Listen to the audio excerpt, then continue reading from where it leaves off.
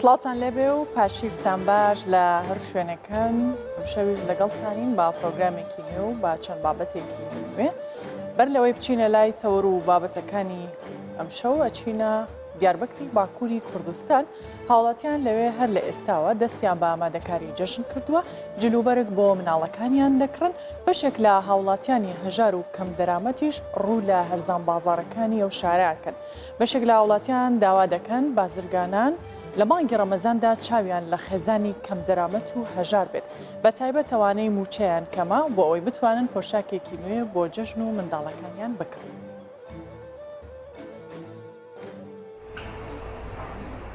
کۆلانە ساکاریایە لە دیاربەکرێ یەک ji کۆلانên herî geş e. Sedema vê geşbûnê jî ew e ku buhayên li van dikanan li gorî derfetên her malbatî ne. Li vû tevgera ku li vê kolanê tê dîtin, li vû tevgera malbatan e ku ji bo cejnê zarokên xwe bi serûber bikin û cilûbergên wan ên cejnê bikirin. Sedat Ülgen esnafê cilûbergên zarokan e. Li gorî Ülgen dibêje, lêçûna pêdiviyên zarokekî bi erzanî 5 lîre, bi kalîteya asayî bi 100 lîreyan e. 5 milyonu ondan sonra jvara vejim 10 milyonu haya 7 milyon 8 milyon cile mehne o millet ne karı yani gidilmiş ki daha doğrusu insan ki yani te 5 milyon cila gedekha gidilmiş ki cile 5 milyon cila çaro gidilmiş ki de jara bir şey jara siyah kere bave çope. Esnafên vê bazarê jî ji bo amadekariya cejnê bi dehan cure pêlavên rengîn li ser dezgehên xwe bicih kirine û rengîniya van dezgehan zêdetir bala zarokan dikişîne. Li kolana Sakaryayê du hefteberiya cejnan rengînkirina dezgehan avcilûberg û pêlavên zarokan êdî wekî çandekê ye. Mücahit Tîrekçî esnafekî pêlav firoş e û ew jî dibêje êdî xelk wekî berê nikare kalîteya pêlavan binihêre. Ji ber kêmbûna hêza kirînê xelk li erzaniyê dinihêre. Bi rastî piştî ku dolar zêde bû hîde fiyetê sola jî cila jî hevdûra zêde bûne ji berê havî wextê ku miletê li civê mesela sola dinêre daha pir fiyetî wî dinêre li qalîta wî xweşbûniyê zêde nanêre kîjanê erzan be xwe yînelmişî wî dike çûnkî heqeten pir zêde bûnin û bütçe însan têraviya nake tê dikeve çarşiyê mesela dertê dibe em pir du hebsê heba çarpênc hezarekî wî ew kufletê xwe dinêcenin hextê dikişî hesab dikî heqeten nikare bistîne. Li gorî esnaf amaje dikin bi zêdebûna dolarî re hêza kirîna xelkê bajêr her ku diçe kêmtir dibe. Di pergala Tirkiyeyê de kêmtirîn mûçe 1603 lîre ye.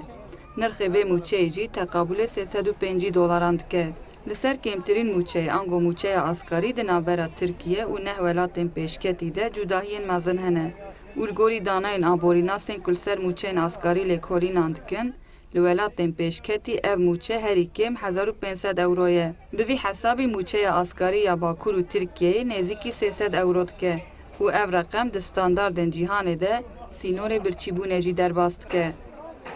Güler Sarılı, Kurdistan 24, Diyarbakır.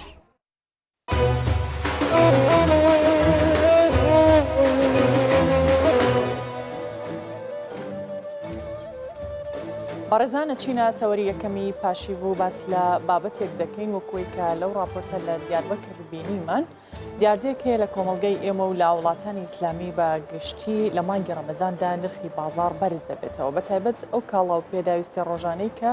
بەکار دەهێنرێت و لەگەڵ نزیکبوونەوە لە جەژنیش پێویستەکانی جەژنیش بە هەمان شێوە نرخی بەرز دەبێتەوە وای کردووە کە گرفت بۆ بەشێک لە خێزانە هەژار و کەم دەرامەتەکان دروست بێت و نەتوانن پێویستەکانی خۆیان بکڕن. لە ئاینی ئیسلامدا چۆن باسی ئەو کەسانە کراوە بە تایبەت بازرگانان فرۆشیاران کە نرخی کاڵاکان لە بازاردا بەرز دەکەنەوە یاخود ئەم دەرفەتانە دەقۆزنەوە بۆی کە شتومەکەکانیان ساخ بکەنەوە. بۆ قسەکردن لەسەر ئەم بابەتە لە ستۆدیۆ لەگەڵ ئێمە مامۆستا ئەحمەد وەرتی پێشنێژ و تاخوێن ئامادەیە. مامۆستام کاتت باش زۆر بەخێر بێت. سپاس دەکەم خوا سەلامەتتان کە سەرکەوتوو بن. زۆر سپاس. وەکو ئاماژەشم بۆ کرد ئەوەی بینیمان دیاربەکر بوو کە خەڵک گلەیی لە بەرزبوونەوەی نرخەیە لە باشوور و هەموو ناوچەکانی دیکەی کوردستان ئەم دیاردەیە هەیە. لە ئاینی ئیسلامدا بۆ چۆن باسی بەرزبوونەوەی نرخ یان بازار کراوە؟ بسم الله الرحمن الرحيم الحمد لله رب العالمين والصلاة والسلام على خير خلقه محمد وآله أجمعين. ديني إسلام كهاتوا دينك چارەسەری جیهانی دەبێ پێبێ لەبەرەوەی قورئان کتێبێکی جیهانیە کتێبێکی ئیسلامی نییە و پەیامی خوا پەیامێکی گشتگیرە شمولية يعني هلا باسي هەموو لایەنەکانی ژیان بە باسی بازارکردن و کڕن و فرۆشتنی شەوە ئەوەندە ئیسلام گرنگی پێداوە خەڵکی تر یان دەتوانە بڵێم ئەفکاری تر نێتوانێت بە گرنگی بۆ بوارە بدا بەڵام بۆ ئێمە ساڵانە ئەو کێشەیەمان هەیە کێشەکە نەک تەنها لە کوردستان و بەشەکانی کوردستانە لە تێکڕای وڵاتانی ئیسلامی ئەو کێشەیە هەیە ئەگەر سەیری خەڵک بکەی هەمووی ئەو شەکوایە هەیە لە دەست بازرگانەکان لە دەست گرانبوونی بازار لە کاتی جژنی قوربان پێش جژنی قوربان لە کاتی ڕەمەزان لە کاتی جژنی ڕەمەزان لەو مناسباتانەدا پێغەمبەر صلى الله عليه وسلم حتى لسردمي پیغمبری شهبو عليه الصلاة والسلام يعني أنا زدت خدمت پیغمبر صلى الله عليه وسلم دلائي پیغمبری خوا بازار قدام بوا سعر قداني لسرشتكان پیغمبر عليه الصلاة والسلام ده فرمي من سعر دانر نيم سعر دانر خوايا أو يدي بخشي خوايا أو يدي قريته وخوايا من نامي ويشتيق بكم قرداري كسب بمولى قيامته ظلم لا كسبكم ستم لا كسبكم پیغمبر باش کرده صلی الله علیه وسلم بەڵام هەڕەشەش دەکا مەسەلەن دەفەرمێ بازرگانەکان لە ڕۆژی قیامەتە فجارن ئللا تەقوادارەکان نەبی ئەوانی کە غەمی خەڵکیان بووە ئەوانی کە ویستویانە بژن بەڵام لەسەر ئارەقەی خۆیان نەک لەسەر ئارەقەی خەڵک و ئیسلام زۆر بە جوانی باسی ئەو بابەتانێ کردێ يا أيها الذين آمنوا لا تأكلوا أموالكم بينكم بالباطل يعني مالي يكتر مخون برقينا شرعي برقينا قانوني حتى بازار ما كان برقينا قانوني لبرو دزي كردن هر أوانيا مروف دزي ليشك بكا بشويا بروش يا تعداي لي بكا جوري اشتر لدزي كردن أو بازار كران كردني باشا بازرگانان و فرۆشیاران لە وڵاتانی ئیسلام و لە کوردستانی خۆشمان نازانن کە بەرزکردنەوەی نرخ بۆ خەڵکی کەم دەرامەت زیان ئەگەێنێت یاخود کاریگەری لەسەر ژیانیان دروستەکە خودی خۆیان و منداڵەکانیشیان کە بەو شێوەیە نرخ بەرزەکەنەوە ئەگەر ئەزانن هۆکار چییە؟ بەڵێ کێشەی ئێمە خاتون یعنی ئێمە زۆر بەداخەوە ئەو قسەیە دەکەم پێم خۆش نییە هیچ کەسێک دڵی گرت بگرێت لە قسەکەم یعنی مەبدە خەریکە بشورێتەوە لە ناو ئێمە نەک لە ناو کوردستان بەتەنیا لە ناو وڵاتانی ئیسلامی یعنی مەبدەئی ئیمانی مەبدەئی حتا نەتەوەیی کاکە ئەتو ئەگەر دینداریشنی ئەگەر سەر بە هیچ دینێکنی مسلمانی مەسیحینی هیچ دینێکنی سەر بە ئاسماننی بەڵام کاکە ئینسان بە ئینسانیەتت بە هەبێ بەرامبەر بە میلەتی خۆت بەرامبەر بە نەتەوەی خۆت بەرامبەر بە خزم و کەسوکاری خۆت بەرامبەر بە خاک و ئاو و هەوای خۆت کە تۆ لە باوەشی ئەو نیشتیمانە گەورە بووی لە باوەشی ئەو نیشتیمانە پەروەردەکرای یعنی دەبێ ئینسان مەبدەئی هەبی بەڕاست واتە ئەمە پەیوەندی بە مرۆڤبوونەوە هەیە و پەیوەندی بە ئاینەوە نییە؟ نەخێت پەیوەندی بە مرۆڤبوونەوە هەیە بەڵێ پەیوەندی بە ئاینەوە نیە لەبەرەوەی ئاین عیلاجی ئەو بابەتێک کردە چارەسەری ئەو بابەتێک کردیا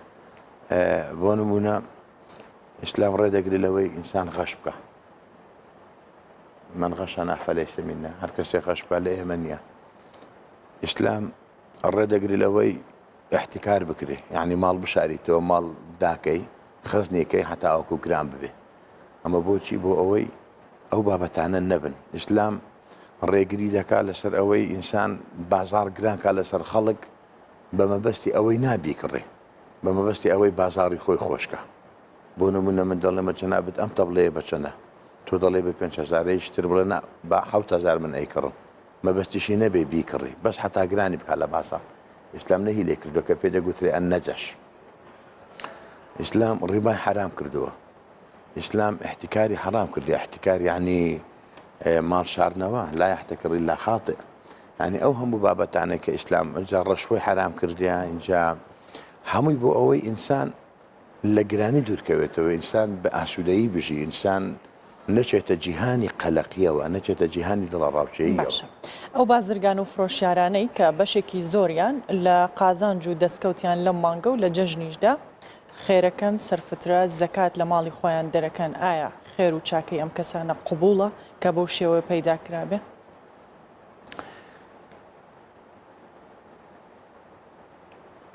ئینسان کە مسلمان بوو کە بڕوادار بوو خێر بەجێ خۆی تاوانیش بەجێ خۆی خێر بەجێ خۆی تاوانیش بەجێ خۆی بەڵام ئەوەی کە هەیە حەقی ئینسان ناڕوە مافی مرۆڤ لای خوا بزر نابێ یعنی لەبەرەوەی کە بازار گران دەکەی بۆ نمونە پێش ڕەمەزان مریشێک بە 1600 دینار بوو ئێستا بە 2700 دینارە بە 3000 یعنی بەنزین سعرێک بوو ئێستا لە 606 هەیە هەتا 700 و قسوور یعنی نازانین ئەم گرانکردنە تێکدانی بواری ئاسایشی ئابووری نیشتیمانە بەڕاستی یعنی ئەو کابرایە ئەگەر خۆی بە ئیماندار دەزانی خۆی بە مسلمان دادێنێت چه سەبەب کارە سەبەبی ڕئیسیە بۆ پێشترێ بە گران ناینی بۆ کابرایەکی وەکو سەرۆک وەزیرانی کەنەدا کابرا مسلمان نییە ئەوە 2 ساڵە بە ڕۆژی دەبێت لە کەنەدا لەگەڵ مسلمانەکان 2 ساڵە کە مسلمانەکان ڕەمەزان دادێ نایڵێ مسلمانەکان ئیشمن لە مانجی ڕەمەزانە وەلو ڕەمەزان مانجی ئیشکردنە یعنی مانجی تەنبەڵی پاڵدانەوە نییە بەڵام ئەو معاشیان بۆ سەرۆر دەکا 2 ساڵە لە مانجی ڕەمەزانە تەوجیهاتی هەموو بازار و سوپەرمارکێتەکانی کردو کە مسلمانان دێن داشکاندنیان بۆ بکەن بۆ ئەوەی مسلمانەکان بە ئاسوودەیی بتوانن ئێمە بۆ لە وڵاتانی ئیسلامدا نییە ئەجا ئەوە لێرە پەیوەندی هەیە بە خودی مرۆڤەکەەوە بە ئەخلاقی مرۆڤەکەەوە بە ئینسانیەتی ئەو مرۆڤەوە ئایا ئەو مرۆڤە چەند ئینسانیەتی هەیە و چەند پابندە بەو ئیمانەی کە هەیەی بە ئیمانی بەچی هەیە تابعێکی خوایەکە چی پەرستشێک ئەکا چ پاڕانەوەیەک ئەکا دوایی تەمەنی ئەسڵەن خۆی نەناسیوە لەبەرەوە ئینسان کاتێک بیر لە خۆی بکاتەوە خاتون یعنی خوای گەورە لەو ڕۆژەی ئارد و ئاسمانی خەڵک کردووە ڕۆحی تۆی دروست کردووە تەمەنی ڕۆحی تۆ درێژترە لە تەمەنی جەستت جەستێت تو با 6 ساڵ بژی با 100 ساڵ بژی دوای ئەچی بۆ شوێ یعنی کابرا با بیر کاتەوە چتە ناو قەبر ئەو قەبرە تەمەنی بەرزەخی پێدەوترە لەوێ چەند دەمێنێتەوە ئەگەر 1000 ساڵ حتا خۆ نەفخی سوور لێنەدا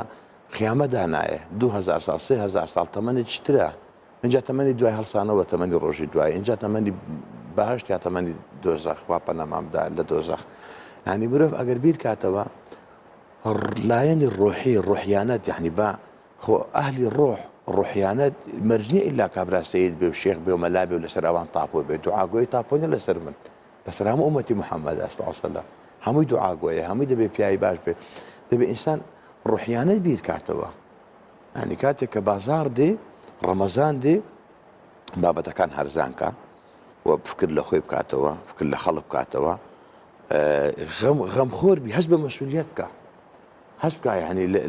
کە بازار گران دەبیت چ دەقەومێت دوای دێنە سەر ئاسەوارەکان و ئەوانێ ئەوجا کابرا نوێژی خۆی دەکا واجبە لەسەر شانی دەبێ بیکە ڕۆژی دەگری واجبە لەسەر شانی زەکات دەدا ئەگەر زەکاتەکە یعنی لە ماڵی حەڵاڵ نەبێ خوای گەورە نایەوێ حەج دەکا حەجکردن بە ماڵی حەڵاڵ نەبێ خوای گەورە نایەوێ با لە دنیا پێ بڵێن حاجی با لە دنیا خێر و سەدەقات بکە بە هەر قوربانی بکە بە هەر خەڵک داوەت بکە بە هەر نازانم چی بکە و چی نەکە ئەمە گرنگ ئایا خوا ویستوێتی ئایا لای خوا قبوڵە یان نە ئایا چەند مافی من لەو نانەیە کە دەیخوا و خۆشەڵیە کابرا هەر خێر و سەدەقە بکە زەکات بدە ئەدی ئەو نان و خۆراکەی دەرخواردی ماڵ و منداڵی دەدا ئەو بەرگ و پۆشاکەی دەیکاتە بەر ماڵ و منداڵی و ئەگەر مافی ئەو خەڵکەی پێوە بێ ئەو ماڵی وێرانە لە دوا ڕۆژ خوا پەنامان بدە ئینشاءالله بینە سەر بە هەمان شێوە ئەو کاڵا و کەلوپەلانی لە بازار ساخەکرێتەوە هەندێک جار فێڵ و تەڵەکەی تیا بەکاریەت تەنیا بۆ ساخکردنەوە سزای و کەسانە چییە لە ئاینی ئیسلامیان چۆن باسییان کراوە کە کاری خۆیان بەو شێوەیە بەڕێوا بن والله هەر ئیسلام دەفەرمێ لا ضەرەر ولا ضیرار نە زەرەر لە خۆت بدە نە لە خەڵکی تریش بدە باسەکە باسی ئیسلام نییە هەر لە ئینسانیەت نابێت تۆ کە مسلمانی پەیامی تۆ مەبدەئی تۆ وایە زەرەر لە خۆت نەدەی و زەرەر لە خەڵکی تریش نەدەی بە مسلمان و بە نامسلمانەوە دا تۆ هەر کارێ بکەیت تۆ لێرە بێژەری یەکێکی تر سیاست مەدارە یەکی تر لە بواری سەربازی خزمەت دەکات یەکی تر مامۆستایە لە مزگەوت یەکی تر مامۆستایە لە قوتابخانە یەکی تر حاکمە لە محکەمە و دادگاکان کار دەکات یەکی تر پارێزەرە یەکی تر بازرگانەوە ئیشی بازرگانی دەکات زەرەر مەدە نە لە خۆت زەرەر بدە نە لە خەڵک زەرەر بدە لەبەرەوە حەدیسی پێغەمبەر صلی الله علیه و سلم ئەدی ئەگەر زەرەریدا ئەدی ئەگەر ئیهتیمامی بە ماڵی خەڵک نەدا خەڵکی بەکەم زانی یعنی خوا دەفەرمێ لا تەبخەسوا الناس ئەشیاءهم یعنی بیرۆکەی خەڵک ماڵی خەڵک ئەشیای خەڵک بەکەم مەزانن بەکەم سەیری مەکەن ئەدی ئەگەر کابرا خودی مرۆڤەکان بەکەم سیرکە کابرا نرخ و ڕێژ و بەها بۆ مرۆڤەکاندانە نەیانیچ ئەنی زۆر دوورکەوتەوە لە ئیسلام بۆیە پێغەمبەر صلی الله علیه وسلم دەفەرمێ من غەشەنا فەلەیسە مینە ئەوەی خیانەت بکە ئەوەی ناپاچی بکە لە موسڵمانێک بشزانی ناپاچیە بەس بیکە ماڵەکەی بەسەرا ساخ کاتەوە بە بڕەپارەیەک بۆ ئەوەی بڕێک قازانچکە اینجا حتا نەکار بەرگولی باس هەبوو دەرمان لە سەیدەلیەکان و بەشە دکتۆر و پزیشکەکانیش بەش خۆیان بەرەکەوێ اینجا خواردن و ئازوقە و اینجا ئەو جۆرە ئاو شەربەتانی کە دێن جار هەیە سێ چوار ڕۆژ لەبەر ڕۆژ دەمێنێتەوە خۆ ئەوە نییە لا دزی بکە یعنی وەڵای من ئەو ڕۆژە چرخەی گەرما بوو لەوانەیە 2 تن 3 تن بە پێش مەخزنێکان ڕۆیشتم شەربەت ئەو ڕۆژە لێی دەداوە دەرخواردی خەڵک دەدا یعنی نازانی خراپە نازانی تاوانباراوە بە هەر نوێژ بکە بە هەر ڕۆژ بگرێ کاکە تو لێرە مووقیفی خۆت بنوێن لێرە مەردایەتت با ببینم لێرە جوامێری تو با ببینم لێرە من پاچێتی تو با ببینم ئەنی کابرا کەواتە بەڕۆژوبوون بۆ چییە؟ مانگی ڕەمەزان بۆ چییە؟ بۆ ئەوەیە کە تەنیا بەڕۆژوو بێ لە خواردن و خواردن ڕەحمەتی خوا لێ بشتێ جوان بیرهێنامەوە خاتن كتب عليكم الصيام كما كتب على الذين من قبلكم لعلكم تتقون بۆ ئەوەی تەقوادار بن تەقوا من وای حاڵی ما ئەمەڕای خۆمە یعنی لە هەموو شوێنێک خوای گەورە باسی تەقوا دەکا لە ناو نوێش لە عیبادەتە لە مەعامەڵەتە لە هەڵشکەوتە لەگەڵ بەشەرەکانە لەگەڵ ئینسانەکانە یعنی لە عیبادەتیشان نوێژە ڕۆژوە زەکاتە حەجە لە بازاڕیشە مەعامەلەیە کڕینە فرۆشتنە بەخشینە دیاریە وەرگرتنە ئەمانە تەقوا یعنی پاراستنی میکانیزمی ئەو ئیشەی کە تۆ دەیکەی حتا کە باسی قەومیەت و نەتەوەکان دەکا خوای گەورە دەفەرمێ کەس لە کەس گەورەترنی ئیلا بە تەقوا نەبێ تەقوایانێت یعنی ڕێز لە نەتەوەکانی تر بگری هەوڵی جینۆسایدکردن نەتەوەکانی تر نەدەی ئەلێوە دەرێ باز دەکا ئین ئەکرەمەکم عند الله ئەتقاکم یعنی باسی زانینی میکانیزمی پاراستنی ئەو ئیشەیە کە دەیکەی ئەوە ئەسلی تەقوایە کابرا کە دەچێتە بازاڕ میکانیزمی بازار چۆنە کڕن و فرۆشتن چۆنە دەبێت چەند قازانج پێش تا چەند قازانج نەکەی و چەندی زەرت بۆ خۆت هەیە چەندی زەرت بۆ خەڵک هەیە ئەگەر ئەوها بێ ئەگەر ئەوها نەبێ یعنی ئەوە ئەسلی تەقوایە ئەگەر کابرا نەگاتە ئەو پلۆپایە من وەکو مەلایەک نەگەمە ئەو پلۆپایە تەقوا کە مەلایەتی چۆنە و چۆنی و دەبێت چ خیتابێکت هەبێ بۆ خەڵک و خەڵک ببیتە چ ئاخارێک لە وتارەکانی خۆتا و بتەوێت دین بە شێوازێک ڕوونکەیتەوە بۆ خەڵک دین خەڵک لە دینی حەقیقی حاڵی بکەی کە ئینسانیەتە کە پەیامی خوایە پەیامی مەحەبەتە ئاشتیە پێکەوە ژیانە نورە چرایە ڕووناچیە کە ڕەحمەتەن للعالەمینە پەیامی جەنابەت لێرە تەخوای جەنابەت جۆرێکی ترە تەخوای هەر کەسێک لە ئێمە جۆرێکی ترە مع العلم هەمووی ئاخیرەکەی چییە هەوڵی هەمومان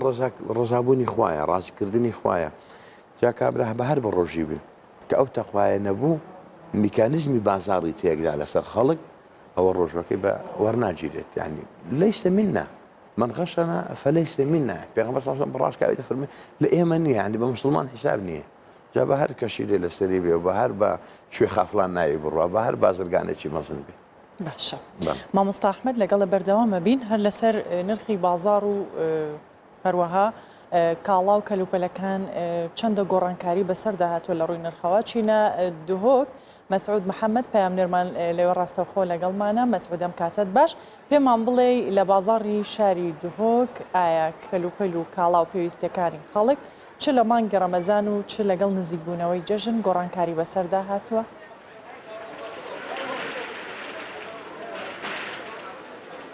دەمێ باش بیتن سارا دیارە کازل ناوەڕاستە بازارێ دهۆکێدا مەلڤێرێ تایبەتیت بان شەوێن داویێدانی کوژ دەهی ڕەمەزانی هاتان کە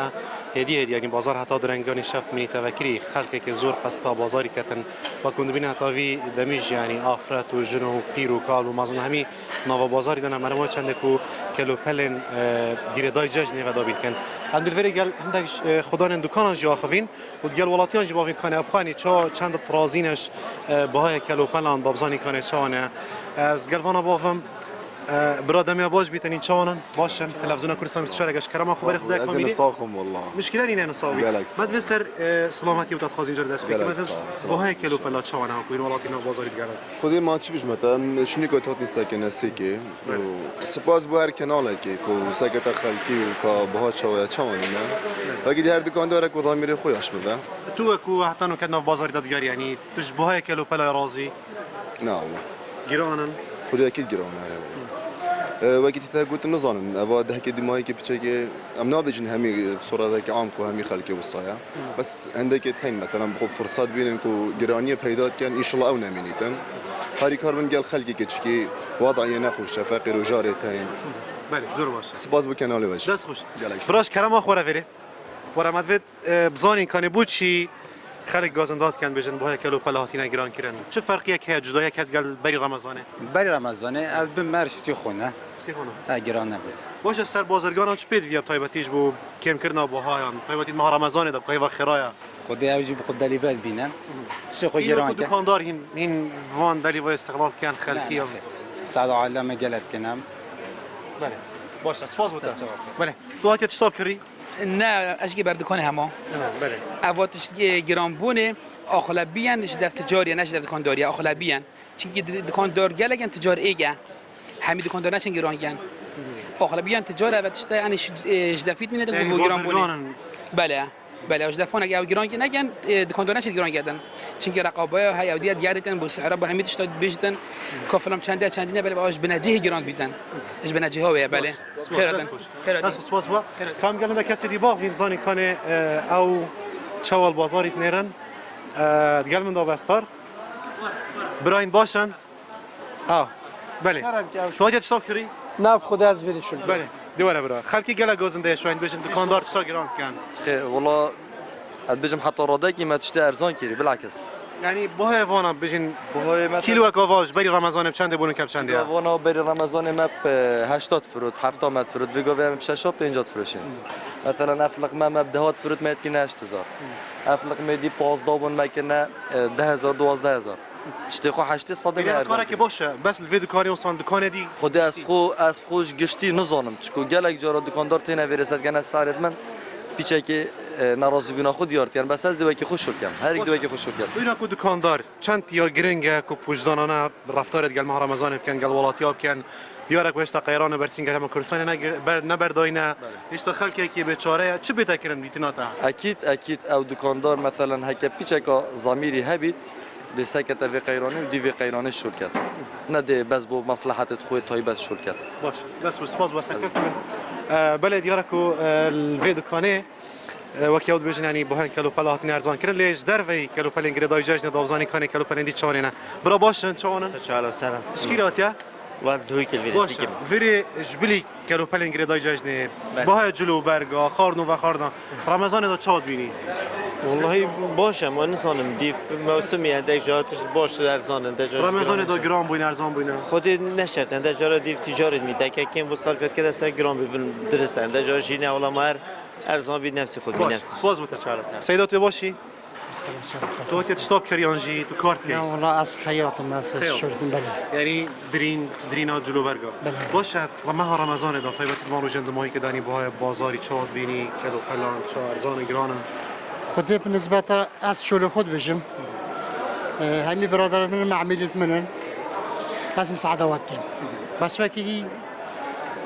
لا تسكرينا من نکردنش باشه خالك شد بیشتن خودی خلقی اشتا دیار نکردی اشتا عالمه دست تشتا کرینه نکردی زور باشه بس بزنه خودش را تجده ارزان بتن عالمه همی وقتی باشه سپاس ممنون سپاس باشی چانی بازار چایا خودی بازاری چی مثلا مسعود با بجیم باشه بازار باشه باشه مسعود با بچ یعنی ما گوتنا که سرده به خلکی بجن اشتراکی گران کردن و بازارات استقلال کردن زانه مسعود بازار موچی و گری دایا موچی و فرمان برابط بی باشه بس اگه موچه نه موچ خوشتی دانی نه موچات هید بکن ولی حالی حاضر افریقا بجن وزارت تربیه موچه و هات دابش کردن سیکا خورد افریقا بله اش روجدی خورد تره دو خاص واش بازرگان چیه کلو پلاش در بتین دو خواست ما خود بچکی مناسب بوی خلکی باشه بس نوکه باشه وقتی گوت یعنی تراده یعنی با براده کی باشه حالی حاضر باشه بگم که هندی خلکی ما هاده به تشتی ارزان بد دی چتر صرفیات ها بسر تشتی باشه زور سپاس با بله و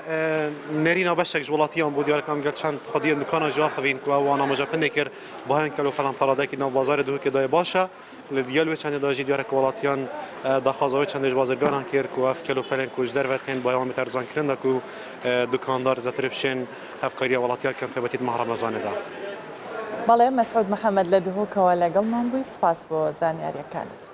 جارێکی ترەگەڕینەوە لای تەوەرەکەمان و مامۆستا ئەحمەد وەرتی مامۆستا ئەوەی بینیمان ئەوەی کە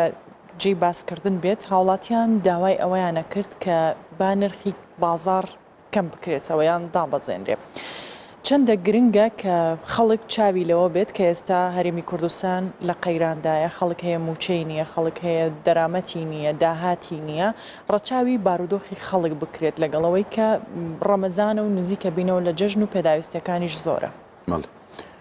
ئێمە ئەوکو مامۆستایانی ئاینی دەرجی خۆمان دەدێنە پاڵ دەنجی خەڵک دەرجی جەماوەری خۆمان. ئێمەش داوا لەبەرە بازرگانەکان دەکەین کە بازار کەمکەنەوە حەق خۆیتی و داوای شەرعیە، داوایەکی ڕەوایە بۆ ئەوەی هەژارەکان نەدارەکان هەرنا لە ڕۆژی جەژن سفریان ڕازاوە بێ لەبەرەوەی ناخی هەژار، ناخی برسی زۆر زۆر سوتێنەرە، زۆر زۆر پڕە لە داخ، پڕە لە ئێش، پڕە لە ئۆف. هەنی داوا دەکەینەوە و برا بازرگانانە بیر لە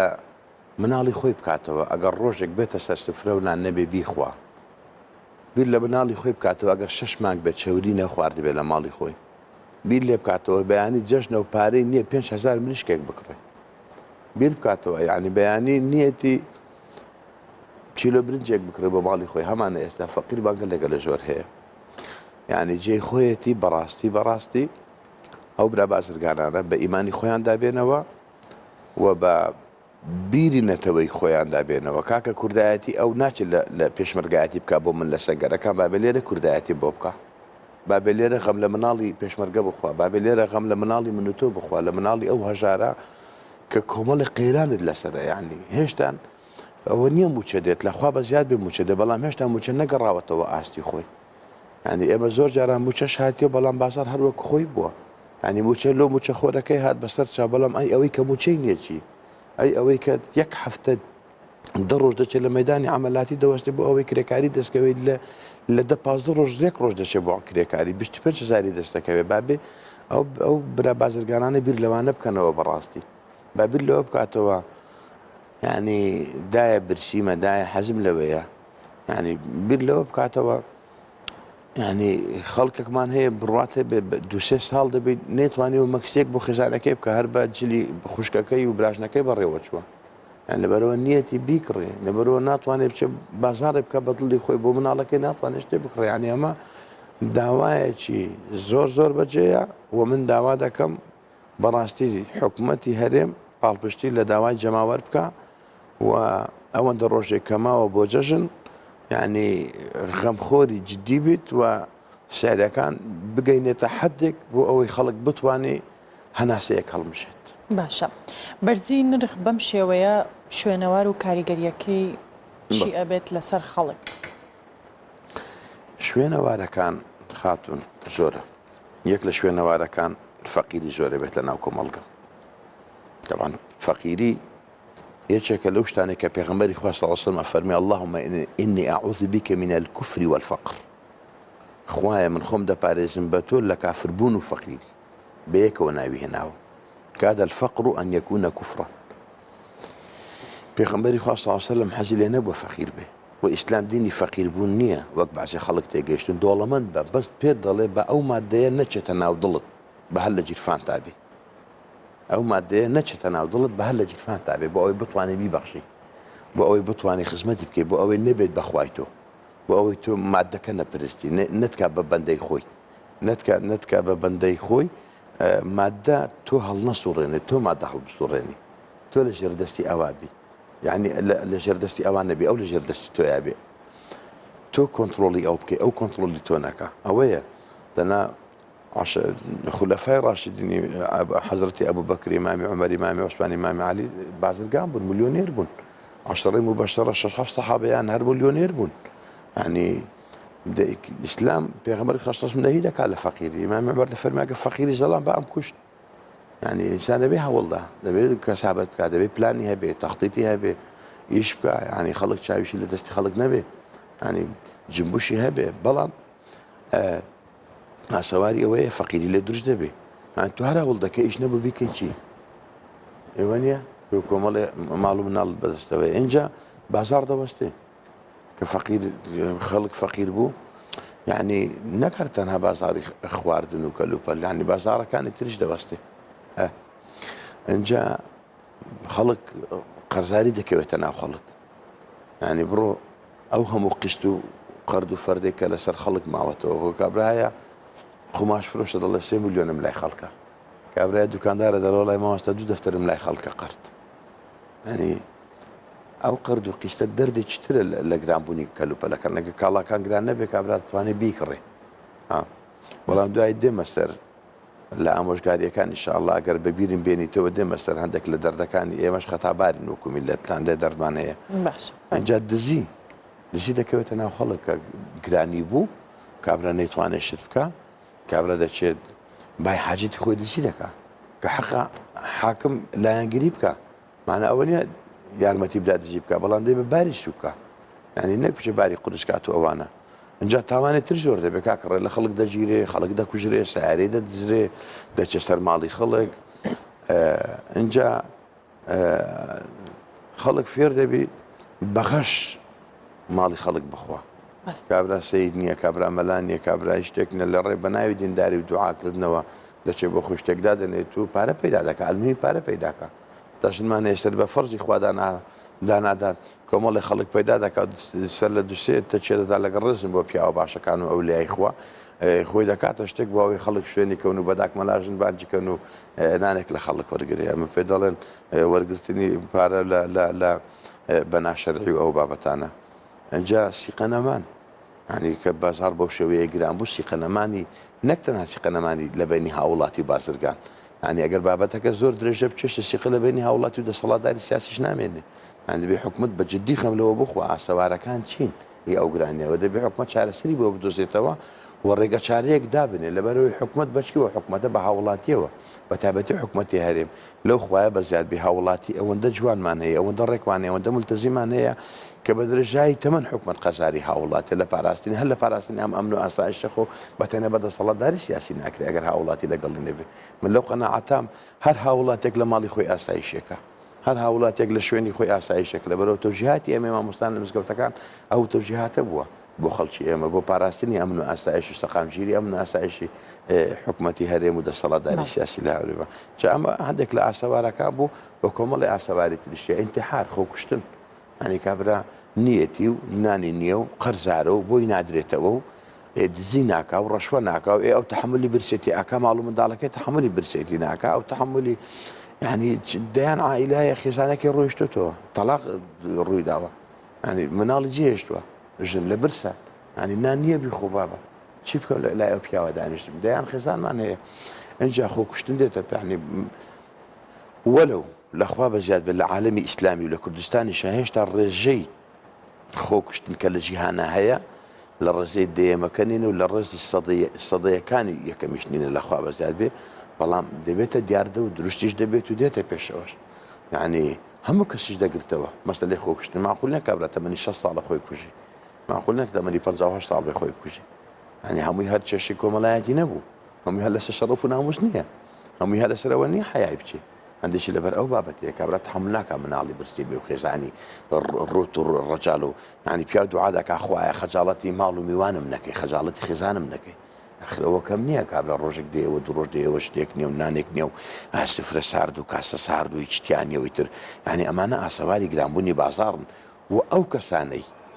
كهو كاري جرامبوني بازار خويني او كسانيان لملا كخويان دكوش خويني او كسانيان لملا كدزيدكن يعني التواني اوهم التوان وجريماني كدروج دبن لانجامي جرام بوني بازار توانك اوانشتي على بشدار باش ولا قيامته قرزار بله مستبين سر چاره سرکردنی ام کشانه بله چون دبیت انجا سببی شي زوره و شي باش ما کرد چاره سر زوره و خوای گور القرآن باز دکا يعني وثمان الريقري كده اسايا بس لهندي هو كاري جرين كين دوتر دينا سر چاره سر كان هو كارا كان طماعي بعض القانا كان دزاني رمضان خلق اي كري هم يكله كارا كان ان النجار يبعثون يوم القيامه فجارا الا من اتقى الله وبر وصدق يعني بە تاوانباری بازرگانەکان ژیندوو دەکرێنەوە لە قیامەتە ئیلا کەسێک تا خوای هەبوو بێ خۆی پاراستی بێ وە چاکەی کردی بێەوە ڕازگۆ بوو بێ لە ئیشی خۆی وەلەو لای مژدە دەدرێت بە بازرگانی ڕازگۆ ئەو کاڵای کە دەیهێنێت و ئەو گرنگێکە بە هاوڵاتی دەدا غەشی تیاناکە لە چینە لە ئەڵمانیا لا شوێنێکە دروستی دەکا یعنی ئەو پاوەەر شەحنێکە دەیهێنن ئایفۆن و گەلاکسی و ئەوانە ئەو ڕۆژە خەدا ڤیددیوەیەکم دی لە جادی چوار پاتر تێبی دوی تیا بوو ئەو بازرگانە گوناحبارە بەڵام ئەگەر بە ڕازگۆیی تجارەتەکە بکە پێغەمبەر خاصەسلم مژدەی پێئەدا التاجر الصدوق مع النبيين والصديقين والشهداء كإمام الترمذي أم حديث الرواياتك يعني بازرگانی ڕازگۆ لەگەڵ پێغەمبەران و ڕازگۆیان و شەهیدەکانە لە ڕۆژی دواییە ینی پلۆپایە تایبەتی هەیە هەموو کەس ناتوانێت ئەو پلۆپایە هەبێت ئاجا ئەمە سەبەبەکان زۆرە بەڵام زیاتر ئەو بابەتەیە سەبەبەکە حکومت دەبی دەستی باڵای هەبێ بەڕاستی نابێ خۆی کڕکە نابێ بێدەنگ بێ ینی خەڵک چاوی لە دەسەڵاتدارە کاکە تو فلان کاڵایە دێنی فلان کاڵایە سەری ئەوە نەیە لێرە بۆ نائیفرۆشی تۆ بۆت نییە تو ئێستا پێشنا بە 5,000 هێناوتە بە 6 فرۆشتوتە ئێستا شەر بە پێش دەهێنی بەدە ئیفرۆشی حکومت نابێ ڕێگە بۆ بابەتانەمدا بەڕاستی ئەمە سەبەبە یعنی کابراکە دیارە لە دەسەڵاتی سیاسی ڕادەبێنێ بۆ یەشت گران دەکە وانە دیارە بێمنەتە دیارە خۆی پێعانتەرە هەن لەگەڵ ڕێزم هەندێکیش هەیە لەگەڵ نزیکبوونەوەی جەژن ئەو کاڵایانەی کە بەسەر چووە کە بەکار نایە لە بازاڕی هێنێ ساغیە کاتەوە ئەویان ئەوەستێتە ئەو کاتە دواتر لە گەرمەی بازاڕی فرۆشێ ئەوە طبعاان ئەی خەنە ناو چەرەزاتەوە چەرەزاتی پار و پێرار تێکەڵەکەن شیرنەمەنی پار و پێرار تێکەڵەکەن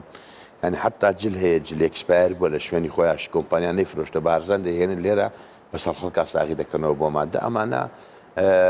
پێغەمبەری خاصەسم دەفەرمێ لوعین عەبد الدینار لوعین عەبد الدیرهم نەفرەتی خوا لەو کەسانێک کە بەندەی دینار و درەمن ئەوانە بەندەی خوانین و ئەوانە دینار پەرستن پوڵ پەرستن و دەبێ غەمی ئیمانی خۆیان بێ و دەبێت دڵنیابن نقطەیەک لە غەش لە خیانەت لە ناپاچی لای خوا بزر نابێت لە دوا ڕۆژ باشە هەندێک جار شێوازێکی تر هەیە کە ڕیکلامکردن پڕۆپاگەندە بۆ کاڵایەک ئەکرێت زۆر بە باش باسەکرێت کوالەتی باشە جۆری باشە ئیتر ئەوەی کە خەڵک ئەیەوێت بەڵام کاتێک کە کاڵاکە کڕێت ئەوە نییە ئەوەش هەر بە هەمان شێوە ئەچێتە چوارچێوەی لە ڕیکلام ئەوە بۆیە بزەم هاتمن لە ڕیکلاما دەستم هەیە و بەشدارم لە ڕیکلامکردنەوە بابەتانە بەڵام شتەکان زۆر جار تاقی دەکەمەوە ئەو کەسێک کە ڕیکلام دەکا و کۆمپانیا ڕیکلامەکانیش لە ناو وڵاتی مسلمانان دەبێت زۆر ئاگایان لێبێت لە میکانیزمی ڕیکلامکردن لە میکانیزمی ڕازگۆیەتی ئەو قسەی کە دەیکەن ئەنی ئەو بابەتە چەند ئەسڵە و چەند عادیە و چەند شایانی خواردنە شایانی پێشکەشکردنە بە خەڵک لەبەرەوەی زۆر جاشتەکە کە دەمێنێتەوە ئەو جا کۆمپانیا هەیە ڕیکلامی بۆ دەکە بۆی بەسەر خەڵکە ساغی کاتەوە ئەمە طبعاً ژووری کۆنتترۆل لە وەزارەتی تەندروستی دەبێ ئاگای لەو بابەتانە هەبێ لەو کاڵایانە هەبێ لەو جۆری ئەو خواردانە هەبێ کە لە شنوورەکان داخلە بێ بە تایبەتی لە فڕۆکخانەکان هەمانە بەڵام نازانم لە شنوورەکانی تر دەبێت وریا بێ بەڕاستی وەکو دەسەڵاتداری سیاسی یعنی و ئەو کەسێک کە ئەو ئیشەش دەکات خۆشی دەبێت زەمیری هەبێ وە کۆمپانیەکانی ڕیکلامیش نابێت دین و ئیمان و زەمیر و زەمانە زەمیری خۆیان ئینسانیەتی خۆیان بە کاڵا و مادە بفرۆشنەوە باشە ئەماگەر لە سنوورەوە هات ئێستا شێوازێکی تر هەیە بۆ کڕینی کاڵا بەڕێگەی ئۆنلاینیان ئەنتەرنێتە کاتێک کەسێک داوای و کاڵایەکە ئەوە نییە بینی هەندێک جار لە ڕووی قەبارەوە هەندێک جار لە ڕووی کوالێتیەوە هەندێک جار ئەو شتە ئەوە نییە کە کەسەکە داوای کردووە ئاخردی ئەوە دەردێکی ترە ئۆنلاین وەکو ئەوە وایە تۆ کۆترێک لە هەوا بکڕی ئەوانەیە خاتون 15,000 بدە ئەم کۆترە بۆ تۆ یان ئەم کۆترەت بۆ ئاگرم ئەم کۆترە وایە تۆ نتبینیوە کۆترەکە چۆنە من لەگەڵ ئەمەیانیم لەبەرەوەی تا ئێستا مەگەر کابرا پارەی زۆری پێدا بێ یعنی بڵێ وڵای کاڵاکەم باش دەرچووە یا پێی شەرم بێ بڵێ وڵای کاڵاکەم هیچ نەبوو لەبەرەوە لە ئۆنلاین کڕیوێتی بۆ ئەوی خەڵک نەڵێ فێڵی لێکراوە دەنا زۆربێ زۆری خەڵکەکەی تر کە ئۆنلاین شتی کڕیوە ناڕازیە لە شت کڕینەکەی هەل لە جلک و بەرگەکەی هەل لە سەعاتە لە چاویلکەیە مۆبایل و ئەو بابەتانەیە ڕای لێ نییە ینی ئەمەشیان ئەوانیش ئەگەر لە ئۆنلاین بیانەوێشت بە خەڵک بفرۆشن و لە تۆڕی کۆمەڵایەتی سایتیان دانا و وێبسایت ئەوانش دەبێ وریای ئینسانیەتی خۆیان بن وریای ئەگەر مسلمانن ئەگەر مەسیحین ئەگەر لەسەر هەر دینێکن وریای خوای خۆیان بن وریای عەقیدە و بیر و باوەڕی خۆیان بن و ئەوانیش فرت و فێڵ نەکەن لەبەرەوە ئینسان کە فرت و فێڵی کرد لە ئینسانی خۆی لە جنسی خۆی بەڕاستی لە ئینسانیەت دەشورێت. باشە مامۆستا کۆتا پرسیار پێمان بڵێ چارەسەر یان ئامۆژگاری تۆ بە گشتی چییە چ بۆ بازرگانان چ بۆ مامۆستایانی ئاینی کە ڕۆڵیان هەبێت لەم بوارە چارەسەر بە مامۆستایانی ئاینی و بۆ بازرگانان و بۆ دەسەڵاتداری سیاسیش باسم کرد ینی چاودێری زیاتر هەبێ ئمە پێشان سەردەمێک چاودێر هەبوو لە خواردن لە مەطعمەکان و لە شوێنی سەربڕینی حیوان و شوێنی و کارگەکان دەگەڕا ئێستا نازانم چەند ماوە چەند نەماوە ئەمە زۆر گرنگە و مامۆستایان بەجددی ئەو بابەتانە بورژێنن و باسی بکەن و ئیسلام وەکو خۆی لە قورئانە مەسەلەن کە باسی غەشەکرێ باسی ڕیبا ئەکرێ باسی ڕەشوە ئەکرێ باسی ماڵداگیرکردن ئەکرێ باسی دزی ئەکرێ باسی ئەو بابەتانە حتا لە غەزب الحەیا لە شەرمەوە یعنی ئەو بابەتانە بە جوانی باش بکرێ و هەڕەشەکان چۆنن بە حەجمی خۆی باسی بکە گەورەترینەکە کابرا وڵە جا من هەر بۆ جەهەنەمە ڕۆمەڵات تازە هەر جەهەنەمی بم بە هەر یەک جاری جەهەنەمی بم یعنی کابرا بێ ئومێد نەکە بێ ئاگادار بی وەلەو لایەش مەدحی باشەکان بکە مەدحی چاکەکان بکە لەبەرەوەی ئەمە هەمووی هەر خراپ نییە ئینسانی بانشمانتیایە و ئامۆژگاریشم بۆ ئەوەیە خەڵک زێدە مەصرەفی نەکە یعنی من کاتی خۆی کە ئەو گرانیەمان هاتە سەر لە وتاری جومعەیە وتم ئێمە سێ کەس تاوانبارین یەک دەسەڵاتداری سیاسی کادری اقتصادی نەبووە نێتوانیەوە پاشەکەوتیای بێ نێتوانێت چاوەڕێ ڕۆژە دژوارەکان بکات سوودی نەبینیوە لە ڕابردوو ینی کادری اقتصادیمان نەبووە ئەمە یەک لەوە کارەکان دوو لەوە کارەکان ملەتیش نەیزوانی وەسەرف بکە ملەتیش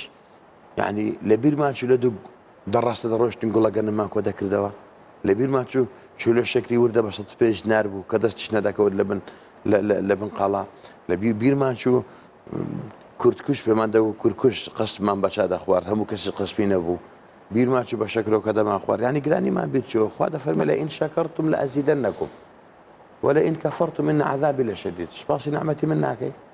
نعمەتی من بێقیمەتەکەی آخر والله ناڵێم بە لۆری بەش والله بە دەمبەر بە پیکەپ خواردن ڕژێنراوە والله لەم نەورۆزە چوینە دەر قەسەم بەخوا بەسەر هەندێک خواردنە ڕۆیشتن گۆشتێک بوو تازە فڕێدرا بوو هەڵمی هێشتا لێ هەڵدەستا ینی ئەمە زێدە ئیسراف دەکەین ئێمەش نازانین دوو ینی چیت پێ حاجەتت چییە ئەوە بکڕە واز لە حەزبێنە کە اقتصادی لەسرە کە وەسعەت ناتەواوە حاجەتت بە چییە بە تەبڵەیەکە بەچەنە بە 5,000 مەچوو تەبڵەیە بکڕی بە 10,000 سێ پێویستە ئەو نرخدا بدرێ و متابعی ڕاستەقینە بکرێت لەلایەن حکومەتەوە و حکومت ڕێگە نەدا کە قیران لەسەر حکومت ڕێگەمەدە بازرگانەکان بازشت بێنن کە خەڵک پێویستی پێێنێ کە مالیاتە بەڵێ دەست خۆش مامۆستا لەبەر کاتی بەرنامەکە هۆنراوەیەکیشت ئامادە بوو کە خۆش لێرەوە پێشکەشی کەیت ئەگەر هۆنراوەکە پێشکەشە بە چەنابێت پێشکەشە بە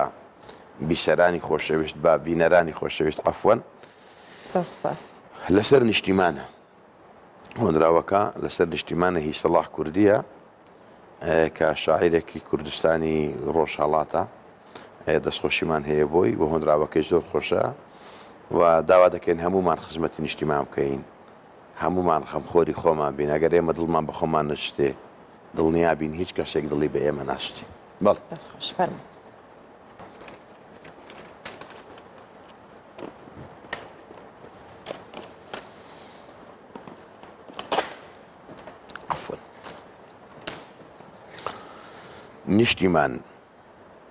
نیشتیمان ئەی ئاسمانی ڕوونی من ئەی تاوی من تۆ نەبێ چۆن سەر هەڵێنم چێ دەزانێ ناوی من دڵ کە موڵکی خۆتە ماڵ و سەر لە پێناوت دەنێم ئەی وڵاتی کوردەواری نووری دیدەم چاوی من نیشتیمان خاچی بەپیتت سورمە ڕێژی چاومە ئاویکانی بەرقەدی بەرزت وزەی هەنگاومە کوردایەتی ڕێبازی سالاری شەهیدان گیان فیداکردن لە سیرەی ئاو و خاکت باومە دایکی پیرۆزم وەتەن مەگری لەسەر مەیتم ئەگەر دایکی پیرۆزم وەتەن مەگری لەسەر مەیتم ئەگەر تەرمی خوێناوی بە هەدیەی خاچ پیرۆست بکەم گۆشت و ئێسقانم لە کوێستانت بچێنە بیکەدار تا خەڵاتی سربەخۆیی جەژنی نەورۆزت بکەم. دەستخۆش مامۆستا. سەلامت بن. زۆر سپاس. مامۆستا ئەحمەد وەرتی مامۆستا ئاینی پێشنەوەژ و تارخوێن زۆر سپاس بۆ ئامادەبوون. سپاس بۆ ئێوە بۆ ئەو دەرفەتە جوانە خوای گەورە سەرکەوتتان بکە ئینشاءالله. هیوادارم بەردەوام بەرنامەی وازیندوو و بابەتی وا گەرم و گوڕ بورژێنن. سەلامەتتان کە ئینشاءالله. زۆر سپاس. بەڵێ بەڕێزان بەردەوامی لەگەڵتان ئەچینە بابەتێکی تر ئەویش لە دیاربەکری باکووری کوردستان بەڵێ ببورن ئەچینە لای هاوکارمان زەردەشت هەمێ لەگەڵمانە. بەڵێ ببورن ئەچینە ڕۆژهەڵاتی کوردستان لەوێ ئامادەکاری کراوە یاخود ئەو چالاکیانی کە ئەنجام دراوە کە ئەویش قورئان خوێندنی بە کۆمەڵە بۆ مانگی ڕەمەزان بە تایبەت پێکەوە زانیاری زیاتر وەرەگرن.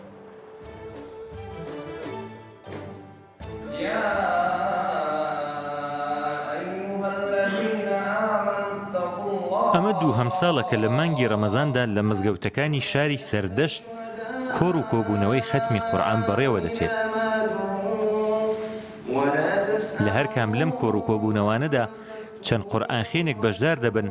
کە بەنۆرە هەر کامیان چەند لاپەڕەیەکی قورئان دەخوێننەوە و خەڵکی بەشدار بووش لەگەڵ گوێگرتن لە دەنگی ئەوان سەیری قورئانی بەردەمیان دەکەن و بەم جۆرەش هەمووان پێکەوە خەریکی قورئان خوێندن دەبن.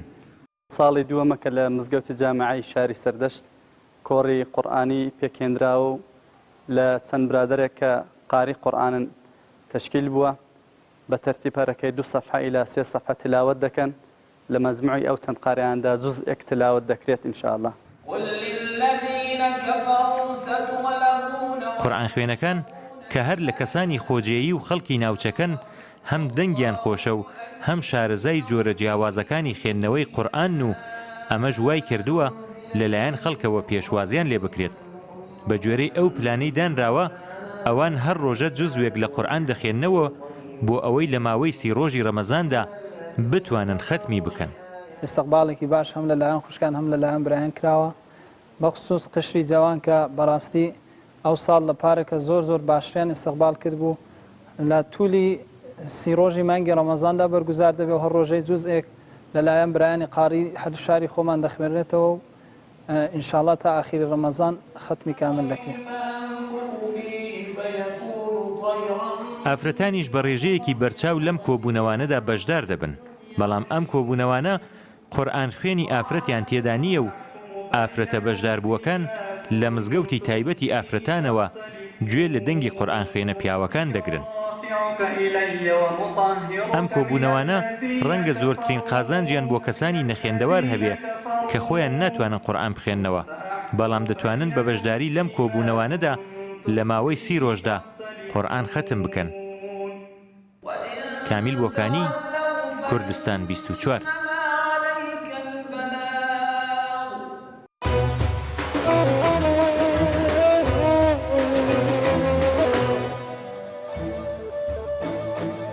بەردەوامی لەگەڵتانەوە چینە تەوەری هونەری پاشیو لێرە لەگەڵ ئێمە هونەرمەندێک ئامادەیە بۆ قسەکردن لەسەر کار و بەرهەمەکانی و هەروەها پێشکەشکردنی چەند بەرهەمێک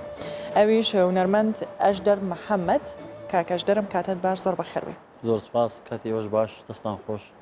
زۆر سپاس. بەڵێ ئەگەر بینە سەر بەرهەمەکانی تۆ بە کۆی گشتی باس لە هەمویان بکەن زیاتر لە چ بوارێکان و چەند بەرهەمت هەیە تا ئێستا؟ بەڵێ من بەرهەمەکانی من هەمە زۆرم بەڕاستی ینی من گۆرانی نیشتیمانی و ئاینی و عاشقان هەر سێ بابەت کارم تێدا کردووە ینی هەمە زۆرن بۆیە بە کۆی گشتی کلیپەکانیشم دەگاتە 8 کلیپ 9 کلیپ و ماوەیەکیشا لە ساڵی 2014ەوە وەتەی ئەو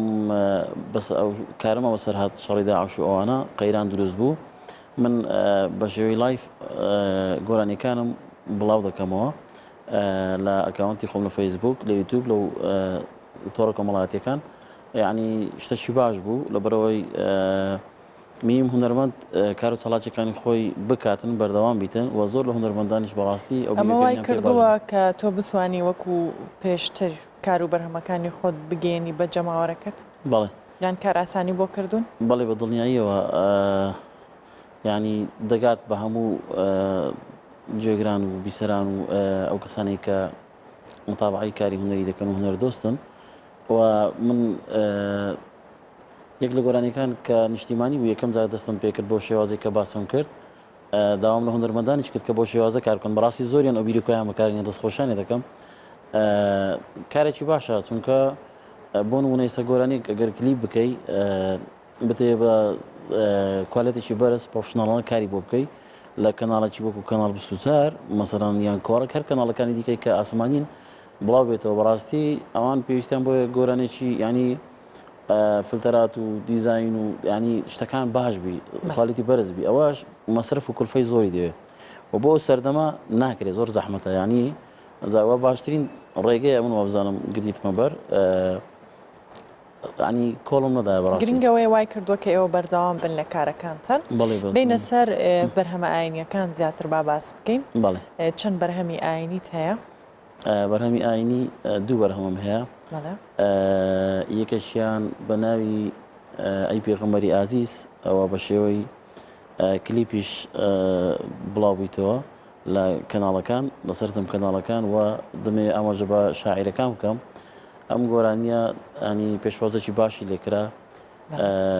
شاعری خۆشەویست کاک عەبدوڵڵەتیف خۆشناو لێرە سڵاوم هەیە بۆی و کاک پیرەلاو لەگەڵ خۆشم ینی سێ شعرم تێکەل یەک کرد و گۆرانێکی خۆشی لێ دەرچوو ئەوە بەنسبەت یەکەم گۆرانی ئاینی و گۆرانێکەی دیش ترش ئەوەی سرودەکەی دی بە ناوی مانجی ڕەمەزان ئی شاعری خۆشەویست کاکە ڕۆستەم خامۆشە بەڵام ئەو وەرەوەک باسم کرد لەو ڕۆمەزانی بڵاوم کردەوە یەک لەو گۆرانیە نەبوو کە بە شێوەی لایف لە فەیسبوک لە ئەکاونتی خۆم بڵاوم کردەوە نەک بە کلیپ ئەویش لە ئەنی پێشوازێکی باشی لێکرا واتە جگە لە بەهرەی دەنگت و گۆرانی وتن کاری دیکەشەکەی لە بەرهەمەکانی خۆتە ئاماژەت بۆ کرد کە شعری خۆت شعریش ئەنووسی بەڵێ ئاتوانێت شعرم هەیە بینوسم و بۆ ئاوازدانەریش ینی توانایەکی زۆر باشم هەیە سپاس بخوا ئەو ئەوانەی باسم کرد هەردووچیان ئاوازەکانی خۆم بوون ئەوە گۆرانیەکانیش زۆربەی ئاوازەکانی خۆمن و دەستخۆشی لە شاعیرانیش دەکەم بەڕاستی کاکە نازم شێخانی شاعرەکانی نیشتیمانیەکان ئەو هاوکارم بووە ئەو کاکە ڕێدار ساوی شاعرێک لەسەر هەولێر لەسەر کەرکووک کاکازم کۆیی یعنی بەڕاستی دێرەوە پێم خۆش سپاسیان بکەم دەستت خۆشم بەڵێ کاک ئەژدەر ئەگەر بینە لای بەرهەمێکت بەڵێ ئەگەر یەکەم بەرهەمم لە ئەو سیدی کە بڵاویتەوە بە ناوی ئەی پێغەمبەری ئازیز بە پلەیباک بۆتان بڵێم یاخود بە شێوازی هەی چۆنتان پێ باشە ئێستا کۆپلەیەک بڵێ بەڵێ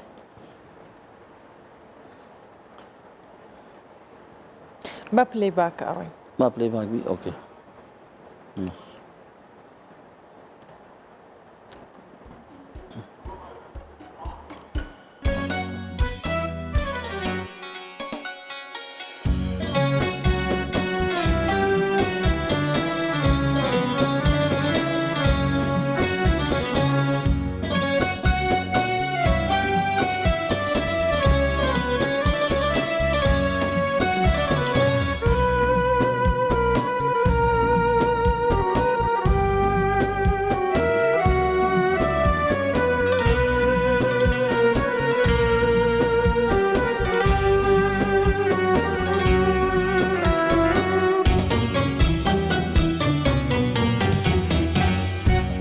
رمضان فریاد رسی من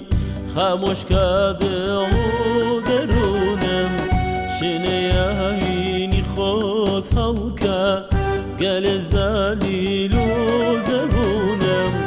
رمضان فریاد رسی من خاموش کرده و درونم شنیایی خود هلکا قال زليل وزبونم جيان بيتو خراباتا جنجيتا وانرامالم وزدي باخودات سونواي بسر نفسه هوازالي جيان بيتو خراباتا جنجيتا وانرامالي وزدي باخودات سونواي بسر نفسه هوازالي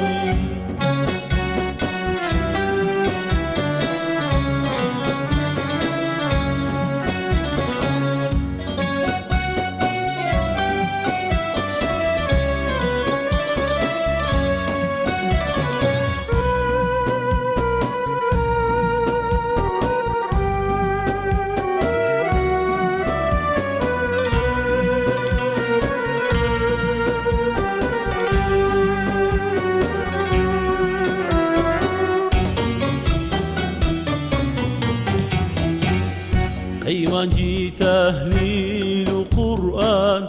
بس وزاوى بوتروان بالي لبردي دراخا زر لمجا تساوروان أيمان جي تهليل وقرآن بس وزاوى بوتروان بالي لبردي دراخا زور لمجا تساوروان أي پیغمبری عزیز ند بدرود و سوار همو من عاشقی توی ای سرکرده شاقی نزار ای پیغمبری عزیز ند بدرود و سوار همو من عاشقی توی ای سرکرده شاقی نزار هی خدای گور و مهربان بو خاطری منجی قرآن و رمضان بو خاطری محمدی که خوش ویست خوش بله من هی خدای معبدو بنده تو این گناه بارین لگناه من خوش به هدایت من دەست خۆش بەڵێ کاک ئەژدەر بینە سەر هەبوونی سرودە ئاینیەکان گۆرانی ئاینیەکان لە مانگی ڕەمەزاندا چەندە گرنگە یان هونەرمەندان چەند پێویستە کار لەم بوارەش بکەن بەڵێ بە دڵنیاییەوە ئەمە 195 گەلی کورد موسڵمانە زۆر پێویستە لەو مانگە هونەرمەندان ڕۆڵی بەرچاویان هەبیت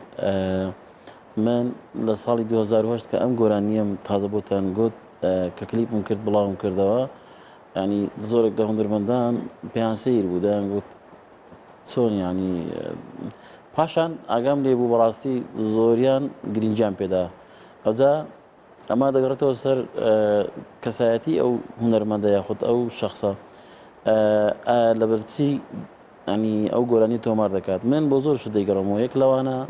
هەرکەچی ئاینیە دوو پێویستت بەو جەماوەرەشەیە و سێ کارێکی خێری گەورەیە ینی بتوانانی ئەتوو بەو دەنگەی کە خوای گەورە بەتووی داوە بەهرەیە بتوانی بەرهەمێکی باش و ئاینی پێشکەشکەی ئەمە بە کارێکی گرنگی دەزانم من بەڕاستی بەڵێ لەم ساڵدا بۆ ئەم ڕەمەزانە هیچ پرۆژەیەکت نەبوو پرۆژە ئەوەی باسم کرد ئەو سرودە هونەریە ئەو سرودە ئاینی عەفۆن بە شێوەی لایف لە فەیسبوک بڵاوم کردەوە ئەویش بە ناوی مانگی ڕەمەزان کە شاعرەکەی شاعیرێکی خۆشەویست کاکە ڕۆستەم خامۆش بوو لە فەیسبوک خۆی بڵاوم کردەوە تەماشام کرد یەکسەر ئاوازەکەم بۆی دانا و ڕوخسەتم لێ وەرگرت و ئەویش بە خۆشحاڵی و قبوڵی کرد ئەویش تەماشام کرد دەستخۆشێکی زۆرم بۆ هاتبوو سپاسیان دەکەم ئەوە پرۆژەکەم بوو بەڕاستی زۆرە بەڵام وچی باسم کرد ینی سپۆنسەر نییە سپۆنسەر نییە مەسەڵەن هاوکارت بی کە بتوانانی ئەتوو بۆ هەموو بەرهەمێک هەروایە یاخود بۆ کارەوە هوەریە ئاینیەکان ئەوەی کە بۆ هەمی ئەو هەیە بە شێوەیەکی گشتی سپۆنسەر نیە ئێستا من لەبیرم کرد باسیکە مانی سیدێکم تەواو بۆ 10 تراک گۆرانیە پێک هاتووە لە گۆرانی و سرود و هەموو بۆچی باسم کرد هەموو ڕەنگە ئەنی 2 ساڵ زیاترە چاوەڕێەوە دەکەم سپۆنسەرەکە بی بۆم بڵاو کاتەوە نییە کە نییە ئەمە دام نایە لە ماڵێ ئیدی چاوەڕێ دەکەن ڕۆژێک لە ڕۆژان دەرفەتەگەر سپۆنسەر نەبێ بڵاوی ناکەیتەوە نا چۆن بڵایکەمەوە چونکە ئەوە پێویستی بە لایەنی کە مەسەرەن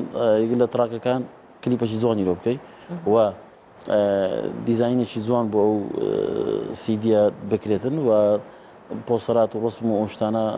خۆی مکانیدی هەڵبژاردننی ئیشەکانمان لەوە کرێت کەس تۆمان ناکە ئەوجا ئەمانە هەمووی دەبی بە شێوەی کوالیتێکی بەرز بڵاوکرێتەوە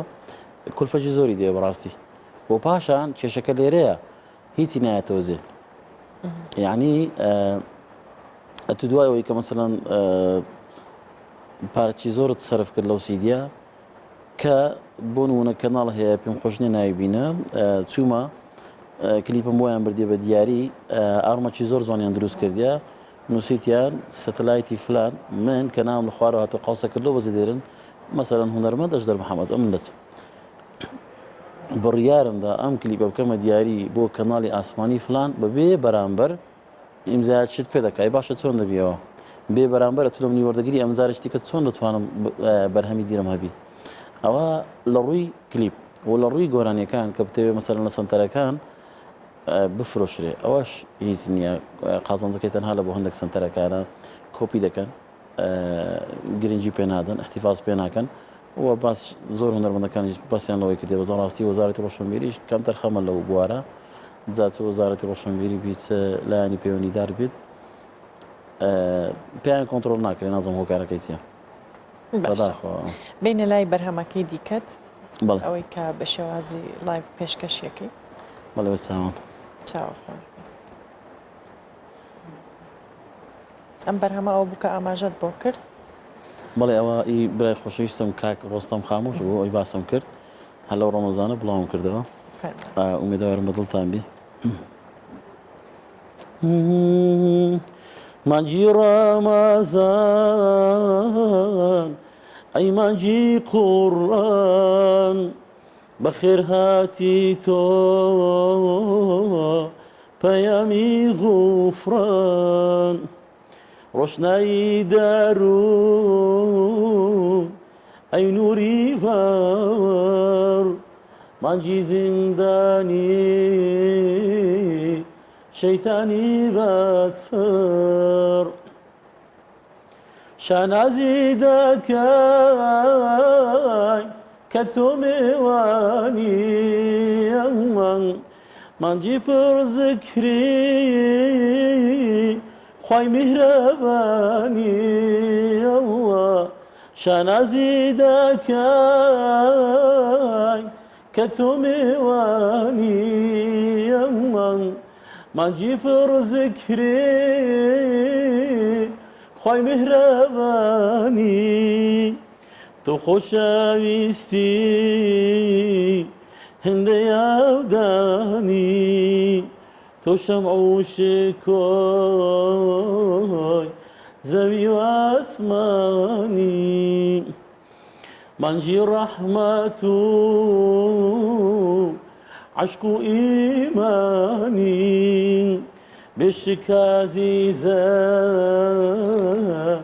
مانجی ڕەحمانی تۆ خۆشەویستی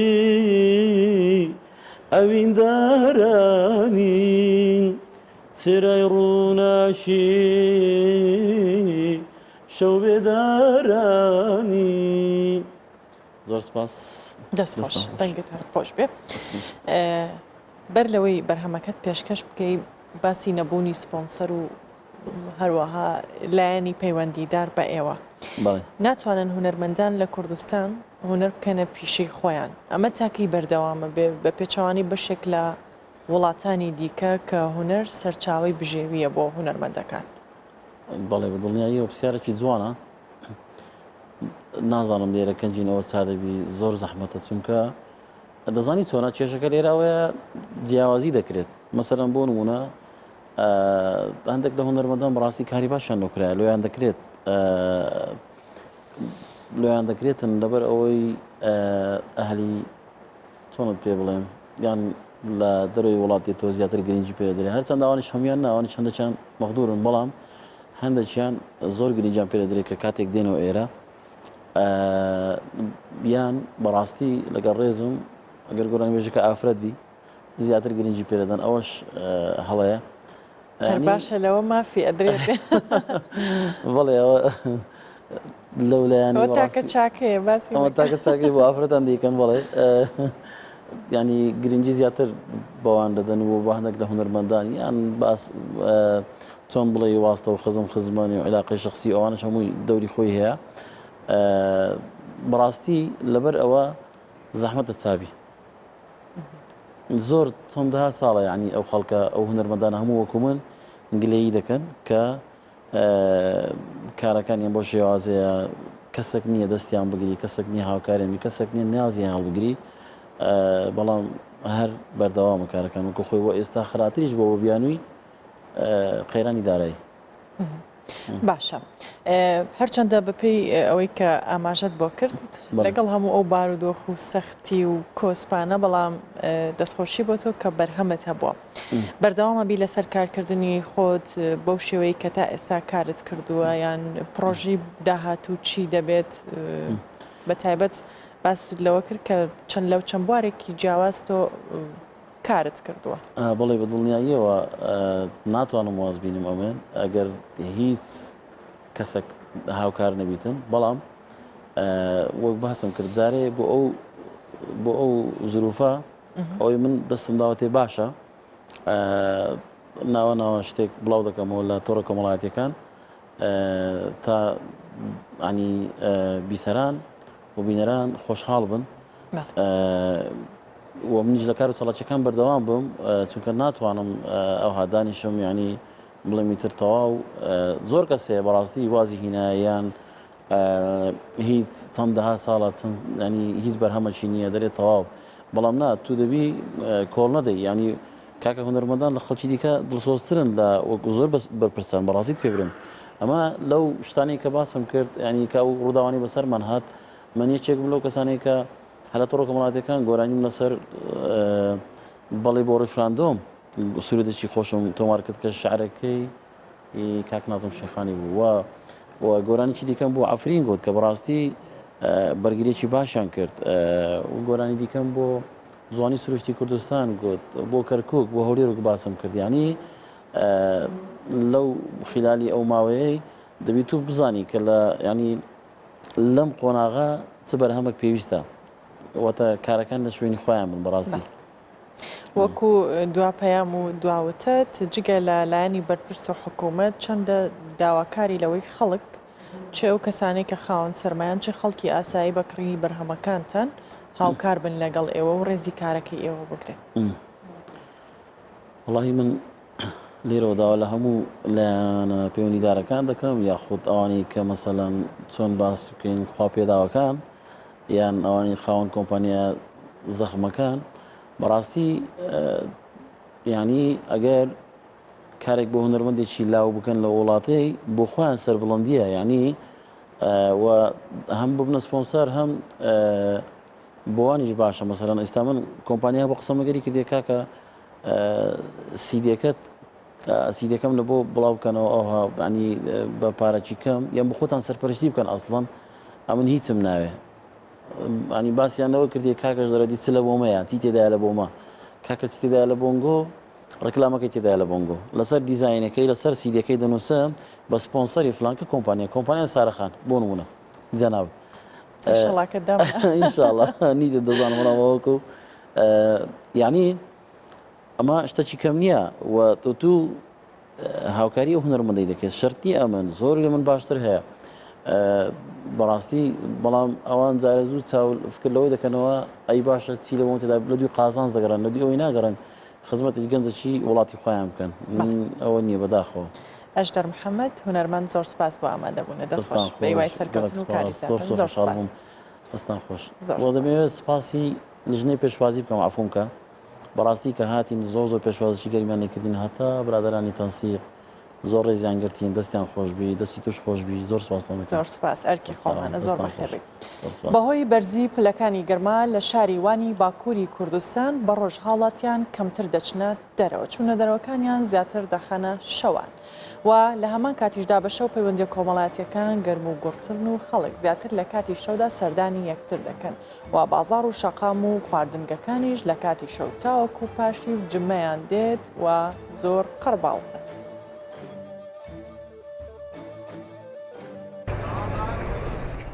لوانه د مها رمضان دا بزاوا جیانا جواکی بروش گلک کم دبه لپشتی فتاره حتی پاشیوان کولان و بازار شین و رنگینن جبر کو تنه دوی مهیدا دستورا وکرنا دزگاه سیار تیداین جبو فروشکاران درفت جبو ولاتیان جی جواکی بوینه که جدا رنگ پیدا دبه فاتی یامور اصل خوش باجار دیلوکه و زاوای وانه یامور هسته برفشیره و افدسه هیوه که هاتیه وانه دما کو ام نزی کی وی دبن دبینن کو تنبوره کیجی لگلویه فاتی یامور هما کو müşteriye خو ورد که دست به لیدانا تنبوره دیکه daha buraya geleli bir 2 ay oldu. 2 aydır Ez dosê me ku hatime ver ji bêşansiya xwe îsal jî hewa gerim nebû. Lê ev pazdar û jekarî me piçek ber bi başî ve diçe şükür. Meha Remezanê taybet e û hêvîdarim em bi aştî û aramî paşerojeke xweş û geşpêk ve peyda bikin. Wekhevî û biratiya xwe saz bikin. به تایبەت لەسەر دو کۆلانên وانê demjimêrên piştî dozdeyê şevê jî bi vî rengî dikan û dezgeh vekirîne û welatî jî an rûniştîne an jî li kolanan geş dikin. Ev car jî em li ber dezgehên kezebfiroşan e ku tenê dikarin di meha Remezanê de dezgehên seyar vebikin. Dezgahdar jî balê dikşînin ku meha Remezanê li Wanê wek kevne şopiyekî çanda xwe peyda kiriye û ew jî pêk hate û beşdarên wê çandêne. Ve sadece geleneke Ramazan ayı, sadece Ramazan ayı hem seyyar satıcılık eken, pişi Ramazan ayı işte belediye iznini adet yasağı, hem jive hevi bu kari xwat kendi nani xwa evi xwa. İş tenevani de piyasa sakine yani. Krize. Gereke yetkili tişteki biken ve durumda yani millet kar nakeydi. Hema zararı da şu oldu ki adiçe.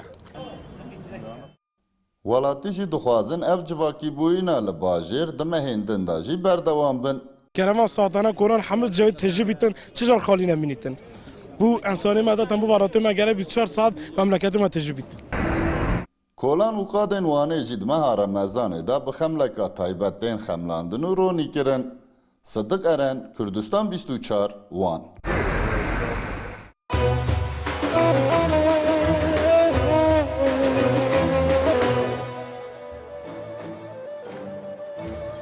بەردەوامی لەگەڵتان و ئەچینە تەوەری تەندروستی پاشی بوو باس لە کێشەکانی بۆنی ناخۆشی دەم یاخود ئەو هۆکارانە چیەکەوە ئەکات بە تایبەت لە مانگی ڕەمەزان و لە کاتی بەڕۆژوبوون ئەم حاڵەتە ڕوو بدات شێوازی چارەسەرکردنەکەی چۆنە ئەو گۆڕانکاریانەی کا بەسەر ناو دەم و ددان و هەروەها گەدەی مرۆڤدا دێت بۆ قسەکردن لەسەر ئەم بابەتە لەگەڵ ئێمە دکتۆر سەرکەوت حەما عەلی پزیشکی پسپۆڕی ددان ئامادەیە دکتۆرم کاتت بەر زۆر بەخێر سپاس دەستخۆش بەنامەکەتان لێ دەکەم هیوای سەرکەوتتان بۆ دەخوازم زۆر سپاس دکتۆر ئەگەر بێم لە هۆکارەوە باس بکەین هۆکارەکانی بۆنی ناخۆشی دەم چییە؟ ئەگەر بینە سەر تەندروستی بۆ دەم و ددان بۆ تایبەتیز باسی بۆنی دەم بکەین یعنی یەکێکە لەو هۆکارانەی کە با بڵێن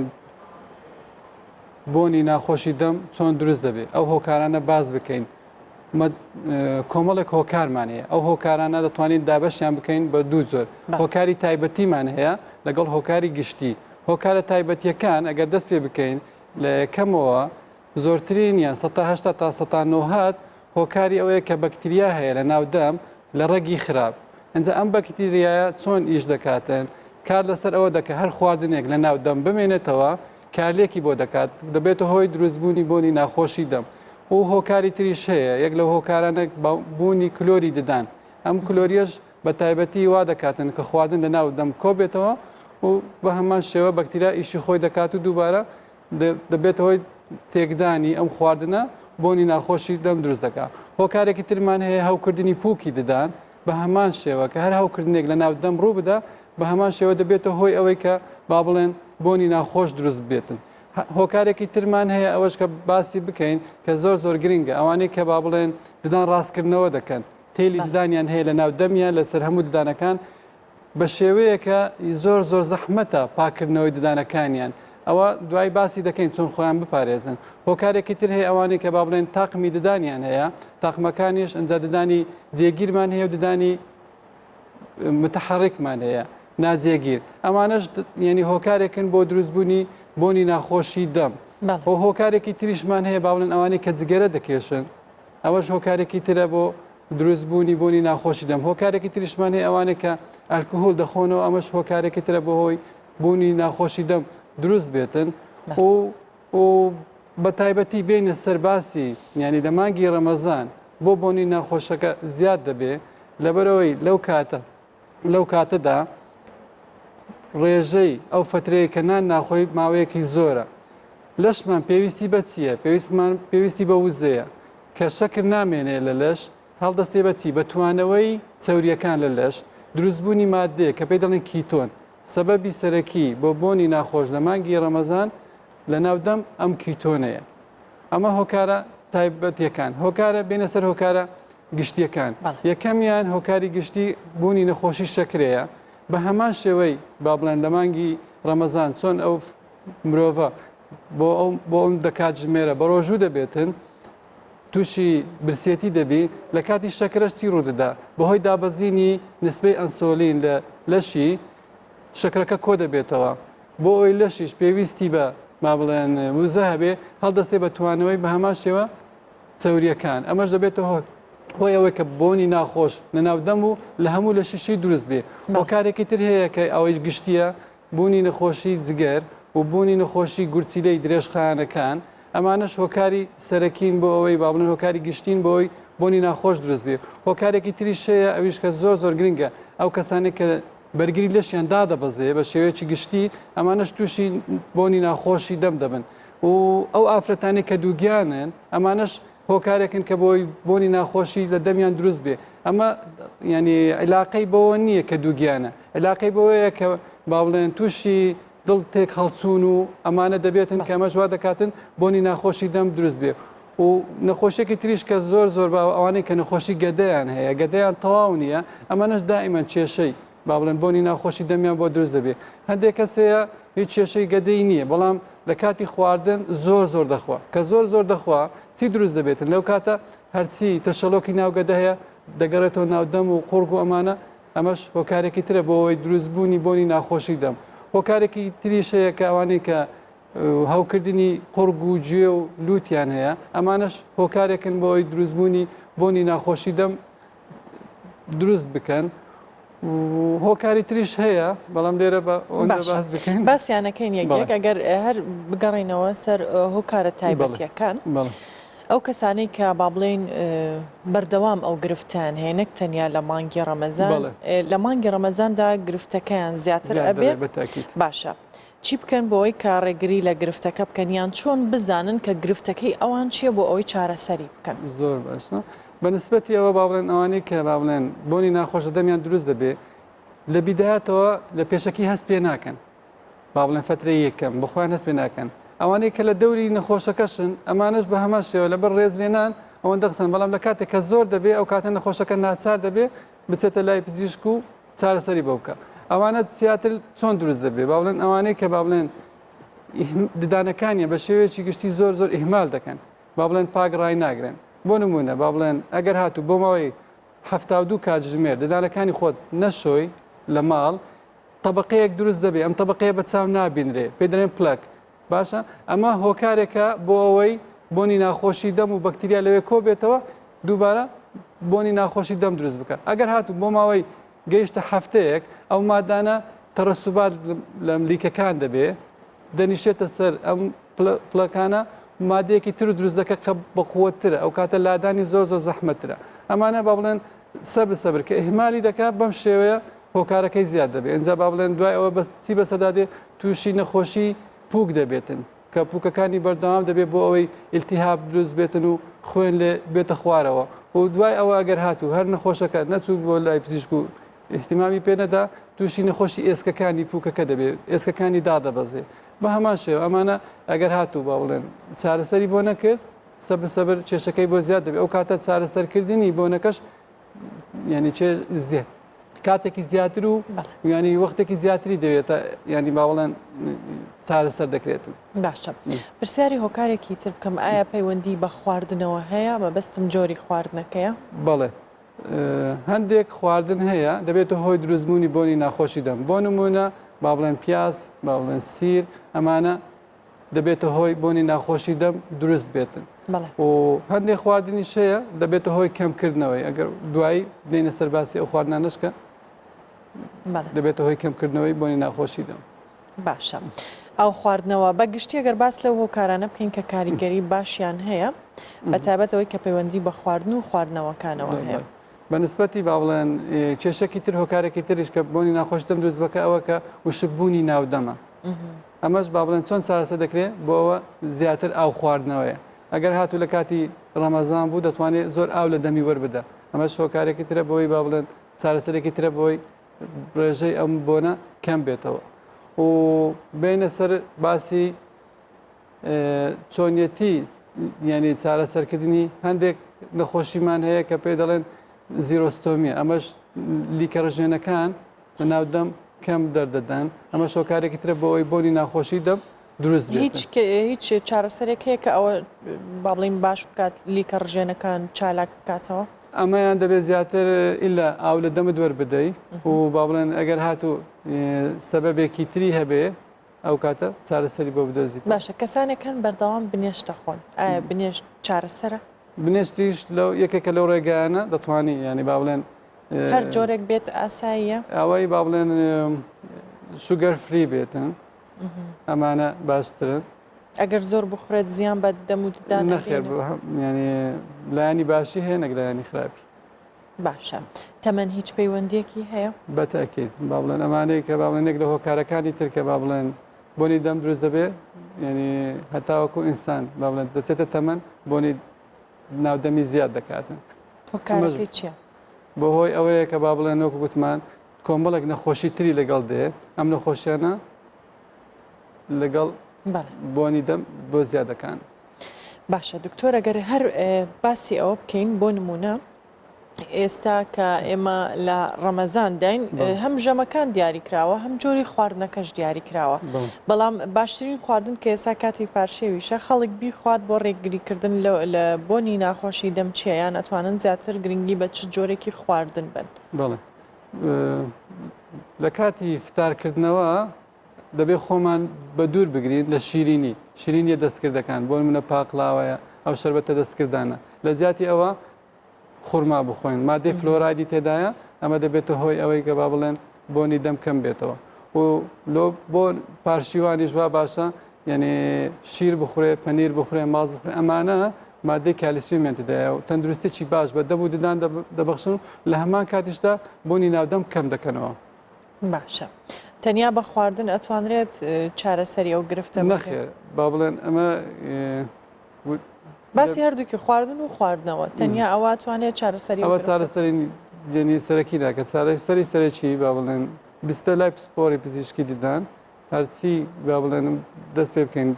پڕکردنەوەی ددانەکان و بە پاکردنەوەی کلسەکان و ئەو ددانانی کە با بڵێن پێویستە بکێشرێ بکێشرێتن و ئەگەر هاتوو ددانێکی دروستکراوی ئەم ددانە کێشەی هەیە بۆی بگۆڕدرێتن ئەمانە هەمووی دوای ئەوە دێنە سەر پاکردنەوەی ددانەکان پاکردنەوەکانی ددانەکان بە شێوەیەکی دەبێت زانستیانە بێتن و لەو کاتانەی باوڵێن پێشخەوتن زۆر ضروریە یعنی ددانەکان پاک بکرێتەوە لەبەرەوە باوڵێن ئەگەر خواردێک لە ناودەم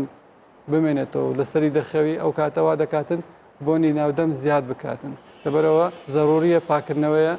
و بینە سەرباسی پاکردنەوەی ددانەکان بەکارهێنانی فلچە لەگەڵ مەعجونی ددان ئەمانە ینی بە شێوەیەکی سەرەکی زۆر گرنگە بەکارهێنانی فلچەکە نابێت بە شێوەیەکی هەڵە بەکاری بێنین و نوعی معجونی دانەکان هەوری دانەکە نوعێکی وا بێ کە فلۆرایدی مادەی فلۆرایدی تێدا بێ بۆی هەم لە هەمان کاتە بمان پارێزێ لە کلۆربوونی دان و هەلەمان کاتشتا دوورمان بخاتە لە بۆنی ناخۆشی دەم ئەمانە چۆن بەکاربێنین جا با بڵێن کاتەکەی شوشتنی ددان با بڵێن بەلایانی کەم نابێت لە 2 دقە کەمتر بێتن لە هەندێک توێژینەوە دەڵێ 5 دقە لە هەندێک دوێژینەوە دەڵێ کەمترین کات 5 دقە بێت اینجا 2 طریقەش هەیە 2 ڕێگا هەیە بۆ ئەوەی با بڵێن دانەکان پێ پاک بکەیتەوە ڕێگایەکی ئەوەی با بڵێن دانەکانی خۆت لەسەر یەکدا بنێی فلچەکە بە گۆشەی 45 لەسەر ددانەکانت بە شێوەی بیسوڕێنی ڕۆتیشن بێتن حاڵەتێکی ترمانە ددانەکانت بکەیتەوە بە شێوەیەک لەسەرەوە بۆ خوارەوە بەکاربێنی هەر کامیان بێت ئاساییە بەڵام مهمترینشت کاتەکەیە و لە کاتی شوشتنیش دەبێت هەموو ڕووەکانی بێ نەک تەنیا ڕووەتی دان بەس ڕووی دەرەوە ئەوە کێشەکەمان لێرێ نەخۆشیە دەڵێ من دانی خۆم پاک دەکەمەوە بەس دیوی دەرەوە پاک دەکاتەوە دیوی ژوورەوە پاک ناکاتەوە دەبێت دیوی ژوور باشە دکتۆر کە ئەوترێ بە شێوازێکی زانستی بێ ئەگەر هاتوو زانستی نەبوو ئایا ددانەکە پاک نابێتەوە یان سوود بە کەسەکە ناگەێنێ یەکەم شت با بڵێن ینی سوودی لێ نبینی دومینیشان کێشەی زیاتر بە خۆی دروست دەکە گەر بە هەڵە بەکاری بێنێ و کاتە لەوانەیە پووکی ددانەکەی زیاتر بێتە خوارەوە ئەو کاتەش ینی باڵێن ددانەکەی پارێزراو نابێتن ئەمە کێشەیەکی تری بۆ دروست دەکاتن ینی ئەو کاتە باڵێن تووشی ددانەکانی حساس دەبێت ینی با بڵێن بە ساردی و بە گەرمی زوو هەست پێ دەکە و ئازاری بۆ دروست دەبێت لەبەرەوە ینی پووکەکانی زۆر گرنگە بەکارهێنانی و دوای ئەوەی با بڵێن ئەگەر ینی ددانەکانی بە معزون هەمووی پاک کردەوە کێشەی نەما هەستی کرد خواردن لە بینی ددانەکانی دەمێنێ ئەوە دەبێت چی بەکاربێنێ دەبێت داو بەکاربێنێ لە بینی ددانەکانیە ئەمەش ڕێگایەکە بۆ با بڵێن خۆپاراستن لە دەم لە بۆنی ناخۆشی دەم و بۆ پاکردنەوەی دان و بۆ تەندروستی دەمودان ڕێگای سێمینیشیان بۆ خۆپاراستن هەم لە بۆنی ناخۆشی دەم ئەوەیە بەکارهێنانی غەرغەرەی ناودەم ئەمانش غەرغەرەکان دەبێت مادەی ئەلکحۆلی تێدا نەبێ بەبێ ئەلکحۆل بێ غەرغەرە بکاتن و ئەو غەرغەرەیەش کە بەکاری هێنا بۆ ماوەی ینی نیو ساعت دوای ئەوە نابێ ئاو لە دەمی وەردا یانەوەتە ئاو بخواتەوە یان شتێکی تر بخواتەوە باشە من لەسەر داواکەش و لەسەر غەرغەرەکە و هەویری دانەکەش پرسیارم هەیە هەویری ددانەکە هەندێک جار ئەڵێن نابێت ئەو کەسە دواتر ئاو لە دەمی وەربدات ئەبێت هەویرەکە بە ددانەکانی بمێنێتەوە ئایا ئەمە ڕێگەیەکی دروستە؟ هەندێک لە توێژینەوەکان وا دەڵێن بڵێن وا باشترە با بڵێن یعنی کە بە هەویری ددانەکە بەکارتێنە دوای ئەوە ئاو زۆر لە دەمت وەرنەدەی محاولە بکەیت یعنی با بڵێن یعنی باشترین شێوە کەمێک لەسەر پووک و دانەکان ببێنێتەوە بچێتە کەنەنی ددانەکان بۆ ئەوەی با بڵێن ینی هەم تەندروستی دانەکە بپارێزێ بەڵام ئەمە بۆ هەموو هەویرەکان نابێ هەموو جۆرەکانی بۆ ئەو جۆرانەیە کە با بڵێن بۆ ئەوەی پووک بە قووەت دەکەن پووک دەپارێزن بەڵام ئەو هەویرانەی کە بۆ سپیکردنەوەی ددان بەکاردێ ئەمە نابێ ئەوە ینی بمێنێتەوە لە بینی دانەکان لەبەرەوەی کێشەی بۆ دروست دەکاتن بۆ پووک واتە بێت ئەوە لە ژێڕمای پزیشک بێت بەڵێ بەتاکی بۆی کەسەکە زیانی پێنەگە ینی حاڵەتێکی تریش هەیە با بڵێن بە نسبەتی هەویری دانەکان ینی زۆرمانەیە بەڵام سێ جۆری ئەساسی هەیە یەکێکیان لەوانە با بڵێن ئەوەیە کە نەهەڵێ ددان کلۆر بێ دومینیان نەوەیەکی تری هەیە با بڵێن زۆرێکی تری هەیە ئەمە ینی با بڵێن پووکی ددانەکان بە قووەت دەکاتن دەی پارێزێ سێمینیشیان ئەوەی تر بۆ سپیکردنەوەی ددانەکان کامیان باشترە کاتەکان بە جۆری کاتەکان بڕیار دەدەین بە کاتی پێش خەوتن یان دەبێ ئەو ماجونە بەکاربێنی ئەو هەویرە بەکاربێنی کە با بڵێن پووکەکە دەپارێزێ یانەوە بەکاربێنین کە نەهاڵێت دانەکان کلۆر بێ بەڵام بۆ کاتی بەیانیان هەموو کەسێکە دەچێتە داواتەبێ هەر کەسێ دوو هەویریاوی بەڵێ ئەوەی کە بەیانیان ینی باشترە هەویرێک نییە هەرسێ بۆ هەرسێ حاڵەتەکە هەندێکی تێدا هەفتی لەسەر بەڵام وا باشترە ینی بە بڵێن ئەوەی یان ئەوە ڕاستە ئەگەر شەریکەکەی مەزبوط بێتن دیپێندەبڵ بێ بەڵێ باشە هەر لەسەر هەویری ددان ڕەنگەکانیان جیاوازە ئەو ڕەنگانە هیچ پەیوەندیکی بە هەویری ددانەکەەوە هەیە ڕەنگەکانیانەوە هەریەکە باڵێن یەکێکیان دەگەڕێتەوە بۆ ئەوەی کە با بڵێن ئەمە دروست کراوە لێکیانەوەی با بڵێن يعني دروست نكراو يعني طبيعية أتر أما أريكا دسيتا ڕەنگی ناو هەویری دیدانەکە ڕەنگی وەکیتری هەیە لە دەرەوە خەتێکی هەیە ئەمانش با بڵێن مان هەریەکە مانایەکی هەیە بەڵام ڕەنگی هەوی ناهەویرەکە نا باش ئەگەر باسیەوەی دەرەوە بکەین ڕەنگی ڕەش و سوور و شینی هەیە و سەڵزیشی هەیە ئەگەر بینە سەرەوە ڕەنگانە ئەوە جیاوازەکەی چییە؟ جیاوازەکان ئەوەیە وەکو وتم بڵێن یەکێکیان هەندێکیان دروست کراون هەندێکیانیش با بڵێن ڕەنگە سوورەکە باش نییە؟ ڕەنگە سەوزەکە لە هەمیان ینی سروشتیە سروشتیە ینی زیاتر بەزەم شینەکە تێکەڵە لەبەرم کردووەگەبیرم نەچێت سەوزەکە لە هەمووی باشترە لەبەر سروشتیە ینی کامیان لە هەمووی خراپترە سوورەکە دەزانیت ینی ئێمە دایمە دەڵێنە نەخۆش ینی با بڵێن ئەلمیم چی بەکاردێنی بەکاربێنە بەس دانەکانت پاک بکەوە ینی ئەوە زۆر گرنگە بەڵام تۆ ینی با بڵێن کام نەوە باشتر بەکاربێنی ئەوە باشترە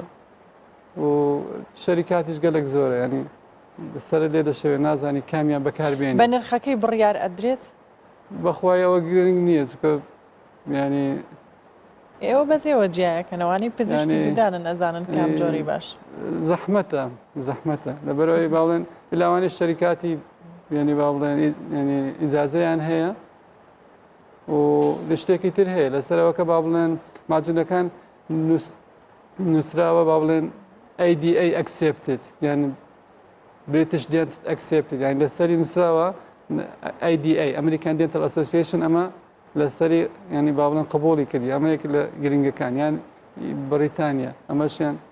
ینی ئەوانە بخینی تۆ لەسەری ختمێکی لەسەریان بەس هەندێک جار هەیە ئەو حاڵەتانەش احتیمال هەیە ینی دەستکاری تێدا بکرێت باشە باسی داوی ددان هەندێک جار ئەو داوانە پووک بریندارەکات ئەمە کاریگەری خراپی هەیە یان شێوازی بەکارێنانەکەی ئەبێت وابێت کە کاریگەری لەسەر پووکەکە دروست بکات بە نسبەتی داواکان زۆر زۆرێ ڕاستەکە هەندێکیان هەیە با بڵێن ینی کوالیتیەکەی خراپە نەوەکەی باش نییە ینی پووک بریندار دەکە بەڵام هەندێکیان کوالیتەکەی باشە ئەگەر هەر زۆرێک بەکاری بێنی پووک بریندار ناکە ئەمە دەمێنێتە سەر کوالیتی داواکە ینی خراپ بەکارهێنانی احتیمال هەیە بەڵام ئەوەی کوالیتی باش بێنە هەندێکیان هەیە با بڵێن کە بەکاری دێنی لە بینی دانەکان هەرگیر دەبێت پارچە دەبێت ئەمانە کوالیتەکانیان خراپە باشە لەسەر غەرغەرەش ئەتوانێت هەرکەس بەکاری بێنێ هەر کاتێک کە بیەوێ غەرغەرەکان زۆر زۆری هەیە با بڵێن ینی ناتوانانی هەموو کاتێک بەکاری بێنی لەبەرەوەی با بڵێن هەندێکیان هەیە با بڵێن ڕەنگی ددان لەسەر ڕەنگ دروست دەکەن ئەمەش دەبێتەوە هۆی ئەوەی با بڵێن ناشرین بوونی ددانەکان لەبەرەوە با باشە ئەوەی کە با بڵێن کێشەی هەیە با بڵێن بۆنی ناخۆشی دەمی هەیە هەوکردنی لە پووکەکانی هەیە ئەنجام غەرغەرەی بۆ بەکاردێنی بۆ ماوەی فترێک دوای ئەوە نابێت بەکاری بێنێ ئەگەر بەکاری بێنێ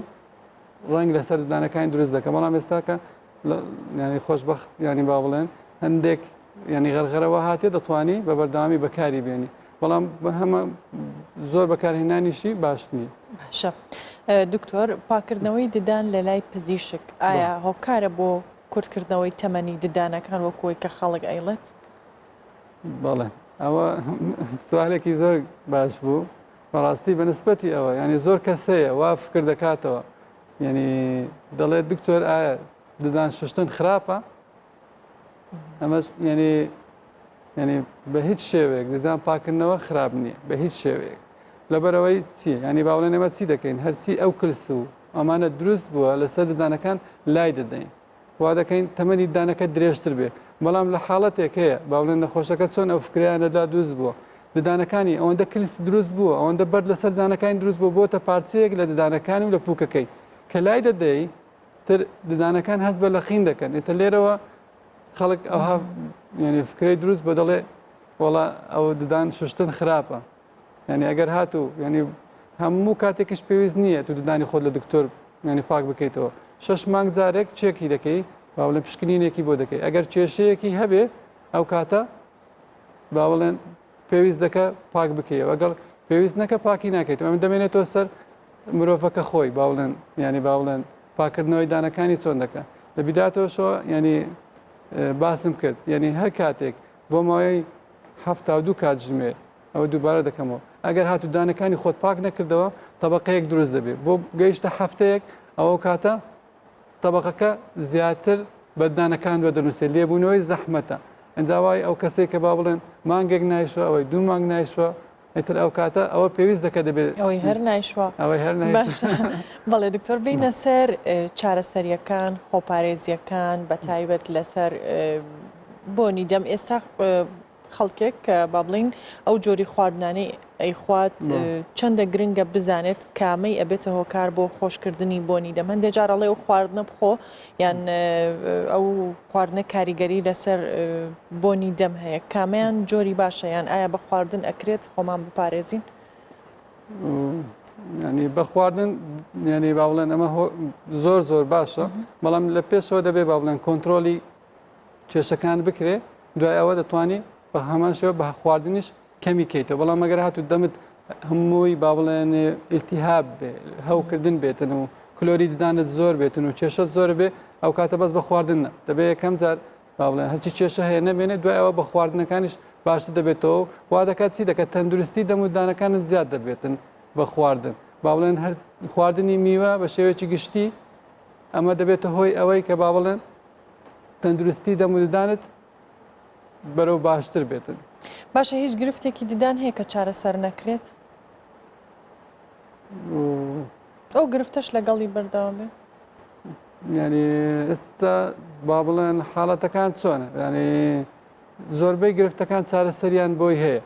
بۆ نمونە ڕەشبوونەوەی دیدان ئەتوانرێت چارەسەر بکرێت یان سپی بکرێتەوە ئەگەر ڕەش بۆ ددانەکان با بڵێن ئەگەر با بڵێن بەس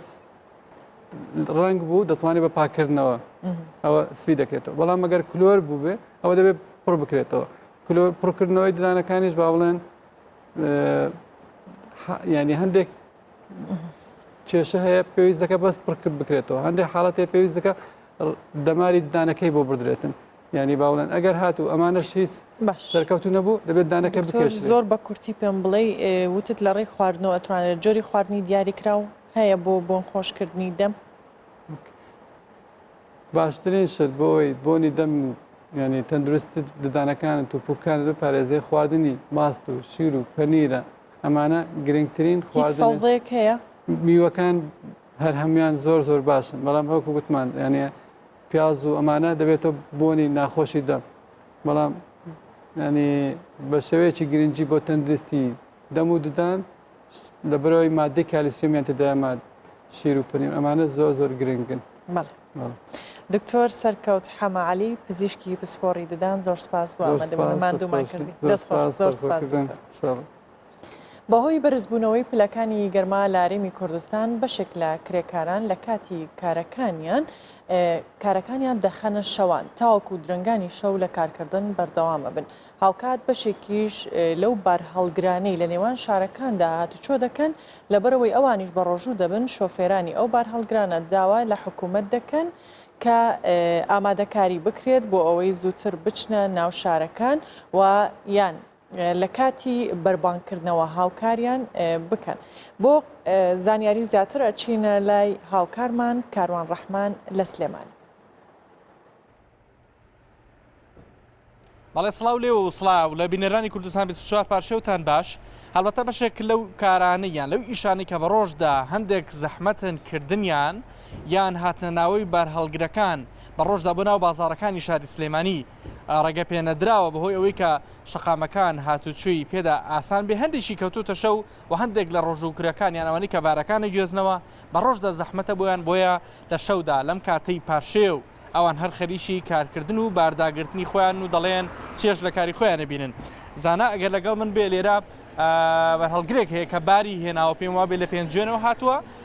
لێرە لەم کاتەی شەو بارەکانیان داگرن هەڵبەتە هەر لەناو بازاری شاری سلێمانیش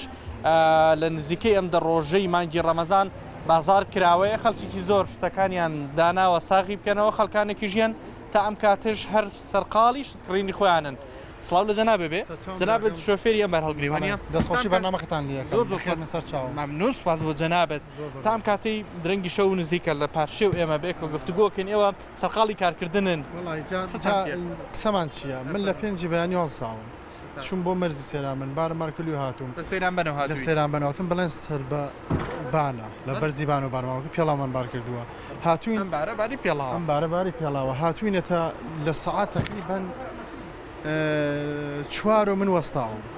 هاتووم دوو جار مرور نەیەشتۆ داغڵبم ئەڵێ هەتا سەعات 12 شەو جا تخوا 12 شەو بێ ئەوە حاڵەکەوێتی ئێستا سەعات 12 ڕێکە ئەو 12 ڕێکە بە 2 ساعتی تەوانا بێمە پارشەو چۆن ئەگەڕێتەوە بۆ پێنجۆن بە 2 ساعت فریای چی ئەەکەوی بەڕاستی حەقە داواکاریمان ئەوەیە با ساعت هەش ساعت نۆ بێڵن ئێمە داغڵ بین بینە ناوە باش بۆ ئێوە باشتر نییە کە بە ڕۆژوون بەشەوە کارەکەتان بکەن ئاخدە فریای ناکەوی تۆ بە ڕۆژوو ئیسەمنەوە تەواوە بم خۆ تا ئەگەم و ماڵۆ تەواو بانگی بەیانی بێ بشگەڕێتەوە بۆ پێنجێر ماڵت دەوەیە ئارە وەڵام ماڵم لەوەیە ئەبێ بشگەڕەوەکاری چیتان بۆ کاریمان ئەوەیە کاکە تۆ زوو بێڵن داغڵ بین نێڵ 12 بۆ کاکە بۆ 12 من ئەمە لێرە هیچ ڕێ لە هیچ کەسێ ناگرم با ساعت کاکە نۆت بێڵە داغڵ بم فریا ئاکۆ فریام و ئیشەکان مەکەوم لە بەرەوەی کە بە ڕۆژم ساعت 5 ساوم کاکە نامەوێت ساعت 4 و 5 ئێوارە داغڵ بم بەس کاکە با ساعت نۆ داغڵ بم بۆ ساعت 11 12 شەو داغڵ بم بەڕاستی ئەو داواکاریمانەوەیە زۆر باشە بەخێر زۆر سپاس جۆری ئەم بەرهەمانە هەر ئێرانین یان هەر ئێرانیە بەڵێ لێوەیەت بەڵێ جۆرێکی زۆر باشە زۆری باش وەکو ئەمەی سینی و ئەم شتانە نییە ئەوانی شتێکی زۆر باشە باشە دەستەکانی تۆ خۆش بێ دیارە ناسپاس بۆ جەنابێت لێرە ئەم بەر هەڵگرەوە وەستاوە لە چاوەڕوانی ئەوەیە نازان کرێکارەکان ئێستا لێرە بوون ڕەنگە هەر بەهۆی کامێراکەەوە نیانەوێت دەرکەون یان بیانەوێت دواتر بێن هەندێک باری دیکە ببن ئەوان لێرەوە بەم ڕێگەیە سەرەکەون وانە بێگومان ئەگەر زانش لەگەڵم بێت سڵاو لێ بێ مادوو نەبی والله أنا زعلان كردي. خيتك بالعربي. بالعربي؟ وين جاي أنتم؟ والله هندل نشتغل هنا. هنا؟ حمالة أي والله. كم سنة؟ صار لي 3 سنين هنا. 3 سنين؟ إيه. حمالة. يعني كم مبلغ يعني أعطيته بين؟ والله حسب الشغل. يعني حسب الحمل مال السيارة. 10 هاي السيارة احنا 5 نفر 10,000 دينار 10,000. 10,000. يعني حسب الحمل التريلا يجوز اكثر يعني يصير انتم صايمون باليوم؟ اي بالنهار الصيام شغلنا بالليل نشتغل. انتم مروحين يعني بالليل نشتغلوا وبالنهار والله بالنهار مرات هم نشتغل احنا صايمين. اي يعني اذا جي حمل بالنهار نروح نفرقه عادي. الحمد لله. شكرا جزيلا لكم الله يخليك. هەڵبەتە لێرەش نازانم ئەگەر بۆ زانا زەحمەت نەبێ منەمێ هەندێک لەو بارهەڵگرانی تیکە ئەنی قسەیان وەربگرم کە لێرەوە بارەکانیان نەهێنن زانا ماندوو نەبی توێش دیارە ئەوان کە بارەکەدا ئەگرن هێنێرە سڵاو لێ بێ باشی قوربان ساحەبی شوێنەکە لێرەیە ئەوەش ئەو پیاوەکان باشە قوربان سڵاوتان لێ بێ چۆنی قوربان خاڵە باشە جەنابەت خاوەنی ئەم باریکە بۆ دیێت چوە بۆ دیێت لەسەران بنەوە لەسەران بنەوە تاسەنە مرتاحن لەم کاتی شەو نزیکی پارشێ و کارەکەن لە ڕەنگە لە ڕۆژدا زەحمەتیتان لەبەردەم بێ بە ڕۆژون و هیلاک لە ڕۆژە بەڵێ بەڵام زیادی شەوەکەی شەویش ئێمە جەماعەتی ئاسایی ئینە مرور نایە زوو دایگرین ئێستا شێک لەو شۆفێری ئەنی بەرهەڵگرانە هەمان کێشەی هەبوو 11 زۆر درەنگە یعنی ساعەرێک چۆڵە حد يقلبان داخل تعدى بينه نيو بينه بي يعني كشني بان تعنو بي خو او استحام خرب الخيني بو شويه بو شويه لا والله بو شويه والله متى تو ديوان الله كاكا با ساعات ينزي شوبي ينزي شوي درنگا اذا ساعات سنريتو ساعات يقطع بي بله الساعه كي اشي بارشي وكي يا كي ما كاينه بس اشتو بو بينجوين شتو بو ساغرستي وشي هبو بله او كريكيان بو كسانه طبعا او تري حمال امنا وحر روشتوا واني كباركان داغرن تاسنوان رازين لي كريكان رازين الحمد لله شكل بوان شو وكو شيكي دوزراوا بوان ولا زحمه اكيشن بلا مان بوان باشا يعني ما في خوان بيدري حقي ما دوهونيا حقي خوان بيدري خو ببلاش داي ناقرن ان زمان معملي خوش مان يعني شان سال برمان بده ام برانه كد جناب ليري هني بجمليات بيكمان بو جناب دابا بو شو يري بدو كان ركان بو ناو شارع وبو قزانا حكانا اتشي بو بله زۆر سپاس بۆ جناب دەسەکانی خۆش بێ نازانم ئەگەر وەرجێرمان هەبوو بێ بۆ ئەو برا عربی هەر بە عربی قسەی کرد واسی لەوە کرد کە بەو کاری کە ئیکا بۆ باریکە داگرێ ئەوان سەرخاڵن و ئێستا ئەو باری لێرێ ئەوان دایانگرتووە بەس لەوە کرد کە 10,000 دەسەکەوێ و ڕازیش بوو لەو کرێی کە وەریەگرێ و سپاسی خوایشیە کرد بەڵام ئەوەی کە گرفتەوە لێرە ماوەتەوە ڕوبەڕووی هاتوچێژە بێتەوە کە ئێمە لە شەوانی دیکە هەوڵین ئەوانیش بدوێنین ئەوەیە هەم بۆ ئەو کەسی کە خاوەنبارە بووی هاتۆ هەم بۆ ئەو کەسەی بارەکە هێنێ بۆ نمونە ئەوڵێ لە سەیرانبەن لە مەرزی سەیرانبەنی بانە هێناوێتی خەڵکی پێنجێنە زەحمەتی هەیە داوا ئەکەن هەندێک زووتر بارەکە دابگرن بەڵام ڕەنگە هاتوچێش کە دواتر ئەو قسەی خۆیانەکەن لەو بارەیەوە بڵێن لەبەر ڕێخستنەوەی هاتوچوی ناوشار یان دروست نەکردنی زەحمەتی و قەرەباڵغی ڕەنگە ئەو قەراریان ناوێ بێگومان وەڵام بۆ خۆیان بەجێهێڵین منەگەڕێمە بۆ لایەوە. سپاس بۆ هاوکارمان کاروان ڕەحمان لە سلێمانی لەگەڵمان بوو. پاشیفتان پێشکەش کرا بۆ هیوای کە بابەتەکانی ئەم شەومان جێگای سوودی ئەوە ببێت تاوەکو بەرنامەیەکی تر دەینەوەلاتان کاتێکی خۆش بۆ متان خواتان لەگەڵ.